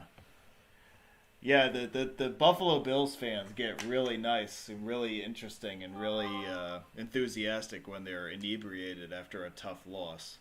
Because they're like, hey, we should have Josh Allen play linebacker. Hey, Tyler Bass needs to stop kicking with his right foot and kick with his left foot. Try kicking with both feet. It's more accurate that way. Try kicking with the same foot twice. Yeah, Ooh. right. Well, you know how they have the dump button for people who curse on the air, like. So there was another the third call. There was 4 excerpts that I have in this episode. The third one was this guy calling up who was like, "Yeah, man, congratulations on another season of Bills post game show. It was fucking awesome." Like dump. Like, come on, man. Oh my god. I went to college in Buffalo, as a lot of you probably know already, and so I was like a witness to this nonsense for 4 or 5 years straight, and so I guess I'm used to it, but like every once in a while I'll turn it on again and I'll be like, "Yo, this is freaking hilarious." Like I miss this stuff. Like the New York shows, you don't get this kind of stuff out of them because it's just like, well, they needed to run the ball more, and like what the. No, like, okay, but, you know, like, where's the passion, you know? Yes, like, to win a football game, you must score more points than the other team. It's very crucial. I've heard that once before, yes. But, yeah. But at least, you know, I will not fault, Buffalo fans for having passion, that's for sure. And I will not fault you people for watching. So thank you all very much, and we'll hopefully see you on the next episode, which will be next weekend. And until then... Thank you all. Thank you to Corco and Anthony and Steve for holding the fort for me. And we will talk to you again next time. Sounds good.